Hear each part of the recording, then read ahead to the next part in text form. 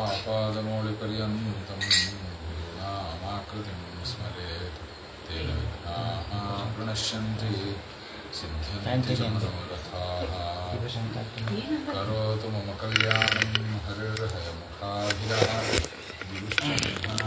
मे वरदोऽस्तु निरन्तरं नित्यं श्रीहरिग्रीवपदारविन्दे सन्ततप्रभुं सुपदारविन्दं गुरुवादिदर्पद्विपदारविध्यं तं श्रीनिवासार्य गुरुं नमामि।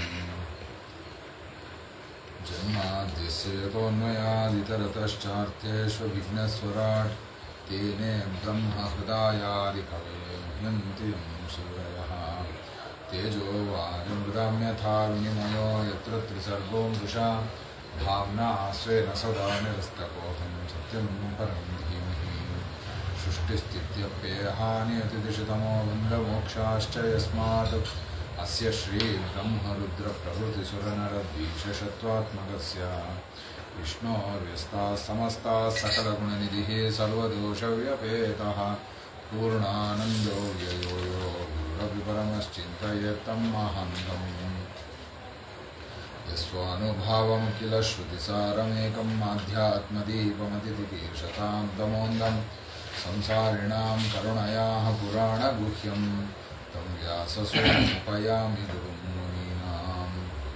स्वस्त्यस्तु अशेषसन्मङ्गलानि भवन्तु श्लोकैकश्रवणमात्रेण वक्तुश्च श्रोतॄणां निखिलकलिपुतकर्मशापनोदनुपतरे धर्माद्यसकलपुरुषार्थसाधिनीभूते श्रीमहामुनिवेदव्यासकृते श्रीमद्भागवते अद्यकथाप्रारम्भे सति किञ्चित् पूर्वकथानुवादः। ಪರಮಾತ್ಮ ತಾನು ಯದುಕುಲವನ್ನು ಕ್ಷಯ ಮಾಡಬೇಕು ಅಂತ ಆಲೋಚನೆಯನ್ನು ಮಾಡಿ ಅದಕ್ಕೆ ಬ್ರಾಹ್ಮಣರ ಒಂದು ಶಾಪವನ್ನು ನಿಮಿತ್ತವನ್ನಾಗಿ ಮಾಡಿಕೊಂಡು ತನ್ನ ಒಂದು ಸಂಕಲ್ಪವನ್ನು ಜಗತ್ತಿಗೆ ಅದನ್ನು ತೋರಿಸಿದ, ತನ್ನ ಇಚ್ಛೆ ಏನಿದೆ ಅನ್ನೋದನ್ನು ಅಭಿವ್ಯಕ್ತಿ ಮಾಡಿದ.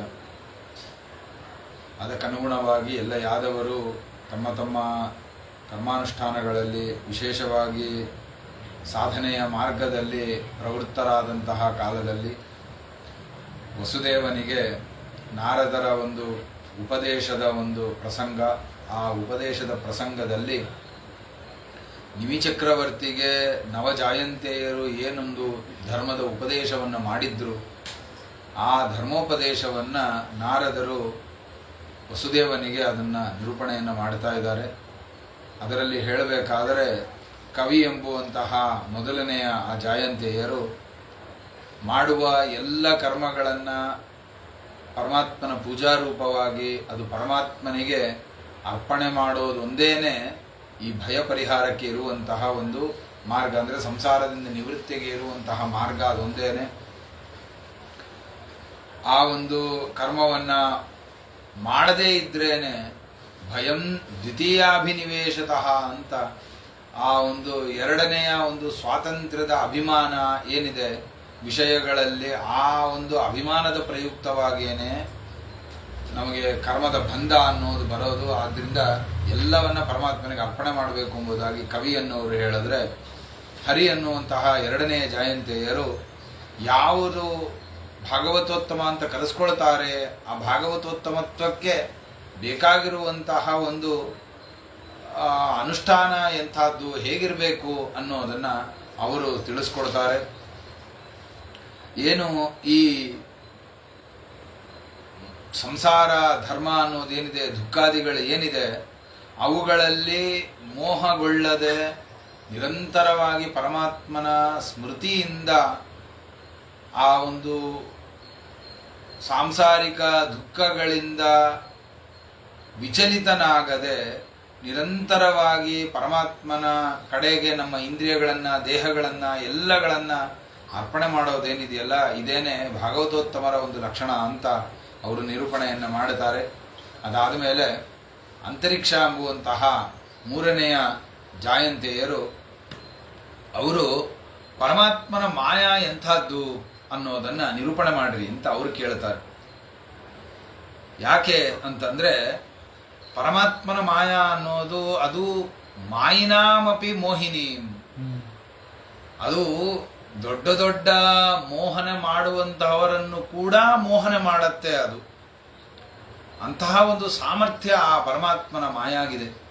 ಅದನ್ನು ಮೀರಕ್ಕೆ ಯಾರು ಸಾಧ್ಯನೇ ಇಲ್ಲ. ಅಂತಹ ಪರಮಾತ್ಮನ ಮಾಯಾ ಅದು. ಅಂತಹ ಮಾಯಾ ಅದು ಎಂಥದ್ದು, ಅದರ ಬಗ್ಗೆ ನನಗೆ ತಿಳ್ಕೊಳ್ಳೋದಕ್ಕೆ ಇಷ್ಟ ಇದೆ. ಆ ಮಾಯಾ ಅದರ ಬಗ್ಗೆ ನನಗೆ ತಿಳಿಸಿರಿ ಅಂತ ಆ ಪರೀಕ್ಷಿತ್ ರಾಜರ ನಿಮಿರಾಜನ ಪ್ರಶ್ನೆ. ಅದಕ್ಕೆ ಅಂತರಿಕ್ಷ ಎಂಬುವಂತಹವರು ಅದನ್ನು ಉತ್ತರ ಕೊಡ್ತಾ ಹೋಗ್ತಾ ಇದ್ದಾರೆ. ಈ ಮಾಯಾ ಅನ್ನೋದೇನಿದೆಯಲ್ಲ, ಈ ಮಾಯಾಗೆ ಅನೇಕ ವಿಧ ಹೆಸರಿದೆ. ಇದಕ್ಕೆ ಪ್ರಕೃತಿ ಅಂತಲೂ ಕರೀತಾರೆ, ಇದು ಪರಮಾತ್ಮನ ಇಚ್ಛಾ ಅಂತಲೂ ಕರೀತಾರೆ. ವಾಸುದೇವ ರೂಪಿ ಪರಮಾತ್ಮನ ಹೆಂಡತಿ ಮಾಯಾ, ಲಕ್ಷ್ಮೀಯಾತ್ಮಕಳಾದಂತಹ ಮಾಯಾ ಅಂತ ಅವಳೊಬ್ಬಳಿದ್ದಾಳೆ. ಇದೆಲ್ಲವೂ ಮಾಯಾ ಶಬ್ದದಿಂದ ಕರೆಸ್ಕೊಳ್ಳುವಂತಹದ್ದು. ಈ ಏನು ಪರಮಾತ್ಮ ಈ ಜಗತ್ತನ್ನೆಲ್ಲವನ್ನ ಸೃಷ್ಟಿ ಮಾಡಿದ್ದಾನೆ, ಮಹಾಭೂತೈಹಿ ಏನಿದನ್ನು ಸಸರ್ಜ ಉಚ್ಚಾವಚಾನ್ಯ ಆದವು ಸ್ವಯಂ ಆತ್ಮ ಪ್ರಸಿದ್ಧಯೇ. ಪರಮಾತ್ಮ ಏನು ಈ ಜಗತ್ತನ್ನೆಲ್ಲವನ್ನ ಸೃಷ್ಟಿ ಮಾಡಿದ್ದಾನೆ, ಆ ಸೃಷ್ಟಿ ಮಾಡಿ ಅದರಲ್ಲಿ ಈ ಒಂದು ಸ್ಥವಿಷ್ಟೈಹಿ ಪಂಚಧಾತುವಿಹಿ, ಅದರಲ್ಲೂ ಸ್ಥೂಲವಾದಂತಹ ಪಂಚಧಾತುಗಳು ಯಾವುದು ಅಂದರೆ ಪಂಚಭೂತಗಳು ಪ್ರಧಾನವಾಗಿ. ಆ ಪಂಚಭೂತಗಳಲ್ಲಿ ಏನು ಈ ಶರೀರಾದಿಗಳನ್ನು ನಿರ್ಮಾಣ ಮಾಡಿಕೊಂಡು ಪರಮಾತ್ಮ ಅದರ ಒಳಗಡೆಗೆ ತಾನು ಜುಷತೆ ಗುಣ ಅನ್ನು ಅದರೊಳಗಡೆ ಬಂದು ಸನ್ನಿಹಿತನಾಗಿ ಅಲ್ಲಿರುವಂತಹ ಆ ಗುಣಗಳನ್ನು, ತನ್ನ ಸ್ವಾಖ್ಯವಾದಂತಹ ವಿಷಯಗಳನ್ನು ಪರಮಾತ್ಮ ಏನು ಮಾಡ್ತಾನೆ, ಅಲ್ಲಿ ನಿಂತ್ಕೊಂಡು ತಾನು ಅದನ್ನು ಭೋಗ ಮಾಡ್ತಾ ಇರ್ತಾನೆ. ಇದು ಪರಮಾತ್ಮನ ಒಂದು ಲೀಲಾ ವಿಶೇಷ. ಈ ಒಂದು ವ್ಯಾಪಾರವನ್ನು ಮಾಡಿಸ್ಬೇಕಾದ್ರೆ ಈ ಏನು ದೇಹಿಗಳಿರ್ತಾರೆ, ಈ ಜೀವರುಗಳು, ಈ ಜೀವರುಗಳಿಗೆ ಕರ್ಮ ಮಾಡೋದರಲ್ಲಿ ಆಸಕ್ತಿ ಬರಬೇಕು. ಕರ್ಮದಲ್ಲಿ ಆಸಕ್ತಿ ಬರಬೇಕು. ಕರ್ಮದಲ್ಲಿ ಆಸಕ್ತಿ ಸುಮ್ಮನೆ ಬರೋದಿಲ್ಲ. ಅದಕ್ಕೇನು ಮಾಡ್ತಾನೆ ಪರಮಾತ್ಮ, ಆ ಮಾಯಾ ಅನ್ನೋದನ್ನ ಅಲ್ಲಿ ಪರಮಾತ್ಮ ಹಾಕ್ತಾನೆ. ಅದರಿಂದ ಏನಾಗತ್ತೆ ಅಂತಂದ್ರೆ, ಆ ಪರಮಾತ್ಮನ ಮಾಯಾದಿಂದ ಮೋಹಿತರಾಗಿ ನಾವೇನ್ ಮಾಡ್ತೀವಿ, ಕರ್ಮಗಳನ್ನು ಮಾಡೋದಕ್ಕೆ ಪ್ರವೃತ್ತರಾಗ್ತೀವಿ. ಯಾಕೆ? ಇದು ನನಗೆ ಬೇಕಾದ ವಸ್ತು. ಅದೇ ಫಸ್ಟ್ ಒಂದು ಮಾಯ. ಆ ಬೇಕಾದ ವಸ್ತು ಅಂದ ತಕ್ಷಣ ನಾವೇನ್ ಮಾಡ್ತೀವಿ, ಅದನ್ನ ತಗೊಳ್ಳೋದಕ್ಕೆ, ಅದನ್ನ ಪಡೆಯೋದಕ್ಕೆ ಪ್ರವೃತ್ತರಾಗ್ತೀವಿ. ಅದೊಂದು ಕ್ರಿಯೆ. ಈ ತರ ಬೇಕಾಗಿರುವ ವಸ್ತು, ಸ್ವರ್ಗ ಸಿಗತ್ತೆ ಕರ್ಮ ಮಾಡ್ತೀವಿ, ಪುಣ್ಯ ಸಿಗತ್ತೆ ಕರ್ಮ ಮಾಡ್ತೀವಿ. ಈ ರೀತಿಯಾಗಿ ಆ ಏನೊಂದು ಆ ಪದಾರ್ಥಗಳಿದೆ, ಪುಣ್ಯ ಮತ್ತೆ ಸ್ವರ್ಗ ಮೊದಲಾದಂಥ ರೂಪವಾದಂತಹದ್ದು, ಇವುಗಳನ್ನ ಹೊಂದೋದಕ್ಕೋಸ್ಕರವಾಗಿ ನಾವು ಪ್ರವೃತ್ತರಾಗ್ತೀವಿ. ಅದು ಬೇಕು ಎಂಬುವಂತಹ ಮಾಯ ಪರಮಾತ್ಮ ಹಾಕ್ತಾನೆ. ಆ ಮಾಯಾನೇ ನಮಗೆ ಇಲ್ಲದೆ ಇದ್ರೆ ನಾವು ಕರ್ಮ ಮಾಡೋದೇ ಇಲ್ಲ, ನಾವು ಪ್ರವೃತ್ತರಾಗೋದೇ ಇಲ್ಲ. ಆದ್ರಿಂದ ನಮ್ಮೊಳಗಡೆ ನಿಂತು ಪರಮಾತ್ಮ ತನ್ನ ಒಂದು ಲೀಲಾವನ್ನ ಮಾಡೋದಕ್ಕೋಸ್ಕರವಾಗಿ ಈ ರೀತಿಯಾದಂತಹ ಒಂದು ಮಾಯಾವನ್ನ ಅದನ್ನ ಹಾಕ್ತಾನೆ. ಕರ್ಮಾಣಿ ಕರ್ಮಭಿಹಿ ಕುರ್ವನ್ ಸನಿಮಿತ್ತಾನಿ ದೇಹವೃತು ತತ್ತತ್ ಕರ್ಮ ಫಲಂ ಗೃಣ್ಣನ್ ಭ್ರಮತೀಹ ಸುಖೇತರಂ. ಅದೇನಾಗತ್ತೆ, ಆ ಕರ್ಮದಿಂದ ಮಾಡ್ತಾ, ಹೇಗೆ ಅಂತಂದ್ರೆ, ಈ ಕರ್ಮ ಮಾಡಿದ್ದೀನಿ, ಈ ಕರ್ಮದಲ್ಲಿ ಏನೋ ಒಂದಿಷ್ಟು ದೋಷ ಇದೆ, ಅದರ ಪರಿಹಾರಕ್ಕೆ ನಾನು ಇನ್ನೊಂದು ಕರ್ಮ ಮಾಡಬೇಕು, ಅದರ ಪ್ರಾಯಶ್ಚಿತ್ತ ರೂಪ ಮತ್ತೊಂದು ಕರ್ಮ ಮಾಡಬೇಕು ಅಂತ ಹೀಗೆ ಕರ್ಮದಿಂದ ಕರ್ಮವನ್ನ ಮಾಡ್ತಾ ಮಾಡ್ತಾ ಮಾಡ್ತಾ ಮಾಡ್ತಾ ಒಂದಾದ್ಮೇಲೆ ಒಂದು ಕರ್ಮವನ್ನ ಮಾಡಿ ಮಾಡಿ ಮಾಡಿ ಅವನೇನ್ ಮಾಡ್ತಾನೆ, ಆ ಕರ್ಮದ ಫಲಗಳನ್ನ ಗ್ರಹಣ ಮಾಡಿಕೊಂಡು ಭ್ರಮತೀಹ, ಈ ಸಂಸಾರದಲ್ಲಿ ಸುಖೇತರಂ ಅಂದ್ರೆ ದುಃಖಮಯವಾದಂತಹ ಸಂಸಾರದಲ್ಲಿ ಭ್ರಮತಿ, ಇಲ್ಲಿ ಏನಾಗ್ತಾನೆ, ಆ ಸಂಚಾರ ಮಾಡ್ತಾನೇ ಇರ್ತಾನೆ. ಇದೇ ಪರಮಾತ್ಮನ ಒಂದು ದೊಡ್ಡ ಮಾಯ. ಇದೇ ಒಂದು ಅವನು ಹಾಕಿರುವಂತಹದ್ದು. ಈ ರೀತಿಯಾಗಿ ಪರಮಾತ್ಮ ಆ ನಮ್ಮ ಇಂದ್ರಿಯಗಳನ್ನ, ಮನಸ್ಸನ್ನ, ಬುದ್ಧಿಯನ್ನ ಎಲ್ಲವನ್ನ ಕೂಡ ಆ ಮೋಹನ ಮಾಡಿ ಅವುಗಳಿಂದ ಕರ್ಮಗಳನ್ನ ಮಾಡಿಸೋದೇನಿದೆಯಲ್ಲ, ಏಷಾ ಮಾಯಾ ಭಗವತಃ ಸೃಷ್ಟಿ ಸ್ಥಿತ್ಯಂತ ಕಾರಣಿ. ಈ ಮಾಯಾ ಏನಿದೆಯಲ್ಲ, ಇದಿನ್ನೇನೂ ಅಲ್ಲ, ಲಕ್ಷ್ಮೀದೇವಿಯ ಇನ್ನೊಂದು ರೂಪ. ಅವಳೇ ತಾನೇ ಆ ಎಲ್ಲ ಜೀವರ ಒಳಗಡೆ ನಿಂತು ಆ ಅಜ್ಞಾನವನ್ನ ಪ್ರಚೋದನೆ ಮಾಡ್ತಾಳೆ. ಮಾಯಾ ಅಂದ್ರೆ ಇನ್ನೇನೂ ಅಲ್ಲ, ಮೋಹನ ಅಂದ್ರೆ ಅಜ್ಞಾನದ ಕಾರ್ಯ. ಆ ಅಜ್ಞಾನಕ್ಕೆ ನಿಯಾಮಕಳಾದಂತಹ ಸಾಕ್ಷಾತ್ ಲಕ್ಷ್ಮೀದೇವಿ ಅವಳೇ ನಿಂತು ನಮ್ಮಲ್ಲಿ ಆ ಮೋಹನ ಮಾಯಾವನ್ನ ಪ್ರವರ್ತನೆ ಮಾಡ್ತಾಳೆ. ಅದರಿಂದ ಏನಾಗತ್ತೆ ಅಂತಂದ್ರೆ ಈ ಸಮಸ್ತ ಜಗತ್ತಿನ ವ್ಯಾಪಾರ ಅನ್ನೋದು ನಡೆಯುತ್ತೆ. ಅದೇ ಮಾಯಾ. ಅದೇ ಇನ್ನೊಂದು ಅರ್ಥದಲ್ಲಿ ಅದನ್ನೇ ಪ್ರಕೃತಿ ಅಂತ ಕರೀತಾರೆ. ಅದೇ ನಮ್ಮ ಈ ಒಂದು ಶರೀರ ಏನು ಕೂತ್ಕೊಂಡಿದೆ, ಇದು ಪ್ರಕೃತ್ಯಾತ್ಮಕವಾದಂಥ ಶರೀರ. ಈ ಶರೀರದ ಸುಖ ದುಃಖದ ಇಚ್ಛೆಗೋಸ್ಕರ ತಾನೇ ನಾವು ಕರ್ಮಗಳನ್ನು ಮಾಡ್ತೀವಿ. ಈ ಶರೀರಕ್ಕೆ ಸುಖ ಆಗುತ್ತೆ ಅನ್ನೋದೇ ನಮ್ಮ ಒಂದು ಕಲ್ಪನಾ. ಶರೀರಕ್ಕೆ ಸುಖ ಆಗಬೇಕು. ಆ ಶರೀರದಲ್ಲಿ ಇದು ನನ್ನದು ಎಂಬುವಂತಹ ಒಂದು ಅಭಿಮಾನವನ್ನು ಹಾಕಿ ಇಟ್ಕೊಂಡಿರ್ತೀವಲ್ಲ, ಆ ಅಭಿಮಾನ ಪ್ರಯುಕ್ತವಾಗಿ ಶರೀರಕ್ಕೆ ಸುಖ ಆಗಬೇಕು, ಶರೀರಕ್ಕೆ ದುಃಖ ಆಗಬಾರ್ದು, ಇದೇ ಆಲೋಚನೆಯಲ್ಲಿ ಕರ್ಮವನ್ನು ಮಾಡ್ತಾ ಇರ್ತೀವಲ್ಲ. ಈ ಒಂದು ಕರ್ಮದಿಂದಲೇ ಈ ಸಮಸ್ತ ಜಗತ್ತಿನ ವ್ಯಾಪಾರ ನಡೆಯುತ್ತೆ. ಆದ್ದರಿಂದ ಅದನ್ನು ಪ್ರಕೃತಿ ಅಂತ ಕರೀತಾರೆ. ಇದಕ್ಕೆ ಮೂಲವಾದಂತಹದ್ದು ಯಾವುದು? ತ್ರಿವರ್ಣ ವರ್ಣಿತಾಸ್ಮಾಭಿಹಿ ಕಿಂಭೂಯ ಶ್ರೋತುಮಿಚ್ಛಸಿ. ಅದು ತ್ರಿವರ್ಣ ಅಂತ, ಮೂರು ವರ್ಣಾತ್ಮಕವಾದಂತಹದ್ದು. ಬಿಳಿ, ಕಂದು ಬಣ್ಣ, ಕಪ್ಪು ಬಣ್ಣ ಅಂತಂದ್ರೆ ಸತ್ವ, ರಜಸ್ಸು, ತಮಸ್ಸು, ಮೂರು ತ್ರಿವರ್ಣಾತ್ಮಕವಾದಂತಹ ಆ ಏನೊಂದು ಪ್ರಕೃತಿ ಇದೆ ಅದನ್ನ ಮಾಯಾ ಅಂತ ಕರೀತಾರೆ ಅಂತ. ಈ ರೀತಿಯಾಗಿ ಮಾಯಾದರ ಮಹಿಮಾವನ್ನ ಆ ಅಂತರಿಕ್ಷ ಅನ್ನೋರು ಕೇಳಿದಾಗ, ಮತ್ತೆ ರಾಜ ಈ ಮಾಯಾ ಅಂದ್ರೆ ಸುತ್ತು ಬೆಳೆಸಿ ಎಲ್ಲ ರೀತಿಯಾಗಿ ನೋಡಿದ್ರೆ ಏನ್ ಗೊತ್ತಾಗತ್ತೆ ಅಂತಂದ್ರೆ, ಮಾಯಾ ಅಂತಂದ್ರೆ ಇದೊಂದು ಸಂಸಾರ, ಸಂಸಾರದ ಬಂಧ, ಅದನ್ನೇ ಮಾಯಾ ಅಂತ ಕರೀತಾರೆ. ಪರಮಾತ್ಮನ ಇಚ್ಛಾರೂಪವಾದಂತಹದ್ದು ಅದೇ ಬಂಧನ, ಅದನ್ನ ಮಾಯಾ ಅಂತ ಕರೀತಾರೆ. ಅದಕ್ಕೆ ಅವ್ರು ಪ್ರಶ್ನೆ ಮಾಡ್ತಾ ಇದ್ದಾರೆ, ಯಾವ ಒಂದು ಉಪಾಯದಿಂದ ಈ ಮಾಯಾವನ್ನ ದಾಟೋದಕ್ಕೆ ಸಾಧ್ಯ? ಯಾಕೆ ಅಂದ್ರೆ ಈ ಮಾಯಾ ಅನ್ನೋದು ದುಸ್ತಾರಂ ಅಕೃತಾತ್ಮಭಿಹಿ, ದುಸ್ತಾರಂ, ಇದನ್ನು ದಾಟಕ್ಕೆ ಸಾಧ್ಯನೇ ಇಲ್ಲ ಈ ಮಾಯಾವನ್ನು. ಯಾರೊಬ್ರು, ಯಾಕೆ ಕರ್ಮ ಮಾಡಿದ್ದೆಲ್ಲವೂ ನಮಗೆ ಮತ್ತೆ ಮತ್ತೆ ಬಂಧನನೇ ಆಗ್ತಾನೇ ಇದ್ರೆ, ನಾವು ಮಾಡಿದ ಕರ್ಮ ಎಲ್ಲವೂ ಬಂಧಕ ಆಗಿಬಿಟ್ರೆ, ಅಂದ್ರೆ ಮತ್ತೆ ಮಾಯಾವನ್ನೇ ಹೊಂದಿದ್ರೆ ಕರ್ಮದಿಂದ, ನಾವು ಹೇಗೆ ಮಾಯಾವನ್ನ ದಾಟುವುದು, ಹೇಗೆ ಮೀರ್ತೀವಿ ಮಾಯಾವನ್ನ ಅಂತ ನಿಮಿ ಚಕ್ರವರ್ತಿ ಪ್ರಶ್ನೆ ಮಾಡ್ತಾರೆ. ಅದಕ್ಕೆ ಪ್ರಬುದ್ಧ ಎಂಬುವಂತಹ ಒಬ್ಬರು ಜಾಯಂತೆಯರು ಈ ರೀತಿಯಾಗಿ ಉಪದೇಶವನ್ನು ಕೊಡ್ತಾರೆ. ಅಲ್ಲಿ ಒಬ್ಬೊಬ್ಬರದ್ದು ಆ ಹೆಸರು ಕೂಡ ಏನಿದೆ, ಆ ಹೆಸರು ಒಂದೊಂದು ಇದನ್ನ ಸೂಚನೆ ಮಾಡ್ತಾ ಹೋಗುತ್ತೆ. ಕವಿ ಅಂತಂದ್ರೆ ಜ್ಞಾನಿ ಅಂತ ಅರ್ಥ. ಅಂತರಿಕ್ಷ ಅಂತಂದ್ರೆ ಒಳಗಡೆ ಇರುವವನು, ಅಂತರಂಗದಲ್ಲಿ ನಿಂತು ಒಳಗಡೆ ಇದ್ದು ಒಳಗಡೆ ಇರುವುದನ್ನು ತಿಳ್ಕೊಂಡು ಹೇಳುವಂತಹವನು ಅಂತ ಒಂದರ್ಥ. ಇನ್ನೊಂದು ಅಂತರಿಕ್ಷ ಅಂದ್ರೆ ಮೇಲೆ ಇರುವಂತಹದ್ದು. ಅಂತರಿಕ್ಷ ಅಂದ್ರೆ ಏನು, ಈ ಪ್ರಕೃತಿ ಎಲ್ಲ ಕಡೆ ಇದೆ, ಈ ಸತ್ವರಜ ಸ್ತಮಾತ್ಮಕವಾಗಿ ಏನು ಪ್ರಕೃತಿ ಎಲ್ಲ ಕಡೆ ನಿಂತಿದೆ, ಅದೆಲ್ಲವನ್ನ ತಿಳಿದಂತಹ ಒಬ್ಬ ಜ್ಞಾನಿ ಅನ್ನುವಂಥದ್ದಲ್ಲಿ ಒಂದು ಅಂತರಿಕ್ಷ. ಇನ್ನೊಬ್ಬ ಪ್ರಬುದ್ಧ, ಚೆನ್ನಾಗಿ ಬುದ್ಧ, ಅರ್ಥ ಮಾಡಿಕೊಂಡಿರುವವನು. ಹಾಗೆ ಈ ಒಂದು ಮಾಯಾವನ್ನ ದಾಟಬೇಕು, ಅದರ ಒಂದು ಸರಿಯಾದ ಉಪಾಯವನ್ನು ಚೆನ್ನಾಗಿ ತಿಳ್ಕೊಂಡವರು ಯಾರಿದ್ದಾರೆ ಅವನು ಪ್ರಬುದ್ಧ ಅಂತ ಅವರು ಹೇಳ್ತಾರೆ. ಇದು ಈ ಮಾಯಾ ಅನ್ನೋದೇನಿದೆ ಇದನ್ನ ದಾಟಬೇಕು ಅಂತಂದ್ರೆ ಅದು ವಿದ್ಯಾದಿಂದನೇ ದಾಟೋದಕ್ಕೆ ಸಾಧ್ಯ. ವಿದ್ಯಾ ಇಲ್ಲದೆ ದಾಟೋದಕ್ಕೆ ಸಾಧ್ಯ ಇಲ್ಲ. ವಿದ್ಯಾ ಅಂದ್ರೆ ಏನು? ವಿದ್ಯಾ ಅಂತಂದ್ರೆ ನಾವು ಅನ್ಕೊಂಡಂತೆ ಈ ಏನು ABCD ಓದ್ತೀವಲ್ಲ, ಇದೆಲ್ಲ ಅಲ್ಲ, ವಿದ್ಯಾ ಅಲ್ಲ ಇದು. ವಿದ್ಯಾ ಅಂತಂದ್ರೆ ಮುಂದೆ ಹೇಳ್ತಾ, ವಿದ್ಯಾ ಶಬ್ದಕ್ಕೆ ಅರ್ಥ ಏನು ಅಂದ್ರೆ ವಿದ್ಯಾತ್ಮನಿ ಭಿದಾ ಬೋಧಃ, ಇದನ್ನೇ ವಿದ್ಯಾ ಅಂತ ಕರೀತಾರೆ. ವಿದ್ಯಾ ಶಬ್ದದ ಅರ್ಥ ಏನು ಅಂತಂದ್ರೆ ಆತ್ಮನಿ ಭಿದಾ, ಆತ್ಮನಲ್ಲಿ ಭೇದದ ಜ್ಞಾನನೇ ವಿದ್ಯಾ ಅಂತ ಕರೆಯೋದು. ನಾನು ಬೇರೆ, ಪರಮಾತ್ಮ ಬೇರೆ ಅನ್ನುವಂತಹ ಆತ್ಮನಲ್ಲಿ ಭೇದದ ಜ್ಞಾನ ಏನಿದೆಯಲ್ಲ, ಈ ಭೇದದ ಜ್ಞಾನವನ್ನೇನೆ ವಿದ್ಯಾ ಅಂತ ಕರೆಯೋದು. ಈ ಒಂದು ಭೇದ ಜ್ಞಾನ ಅನ್ನೋದು ಬರಬೇಕಾದ್ರೆ ಅದು ಅಷ್ಟು ಸುಲಭವಾಗಿ ಬರುವಂತಹದ್ದಲ್ಲ. ಶಾಸ್ತ್ರ ಓದ್ಬಿಟ್ರೆ ಭೇದ ಜ್ಞಾನ ಬರುತ್ತೆ ಅಂತ ಇಲ್ಲ. ಆ ಭೇದ ಜ್ಞಾನ ಬರೋದಕ್ಕೆ ಅನೇಕ ಮಾರ್ಗಗಳಿದೆ. ತತ್ರ ಭಾಗವತಾನ್ ಧರ್ಮಾನ್ ಶಿಕ್ಷೇತ್ ಗುರುವಾತ್ಮ ದೈವತಃ. ಆ ವಿದ್ಯಾ ಏನಿದೆ ಬ್ರಹ್ಮವಿದ್ಯಾ ಅಂತ ಅದನ್ನೇ ಕರೆಯೋದು. ಆತ್ಮವಿದ್ಯಾ, ಬ್ರಹ್ಮವಿದ್ಯಾ, ಅದಕ್ಕೆಲ್ಲ ಅದೇ ಹೆಸರು. ಆ ವಿದ್ಯಾ ಬರಬೇಕಾದ್ರೆ ಏನ್ ಮಾಡಬೇಕು? ಭಾಗವತಾನ್ ಧರ್ಮಾನ್ ಶಿಕ್ಷೇತ್.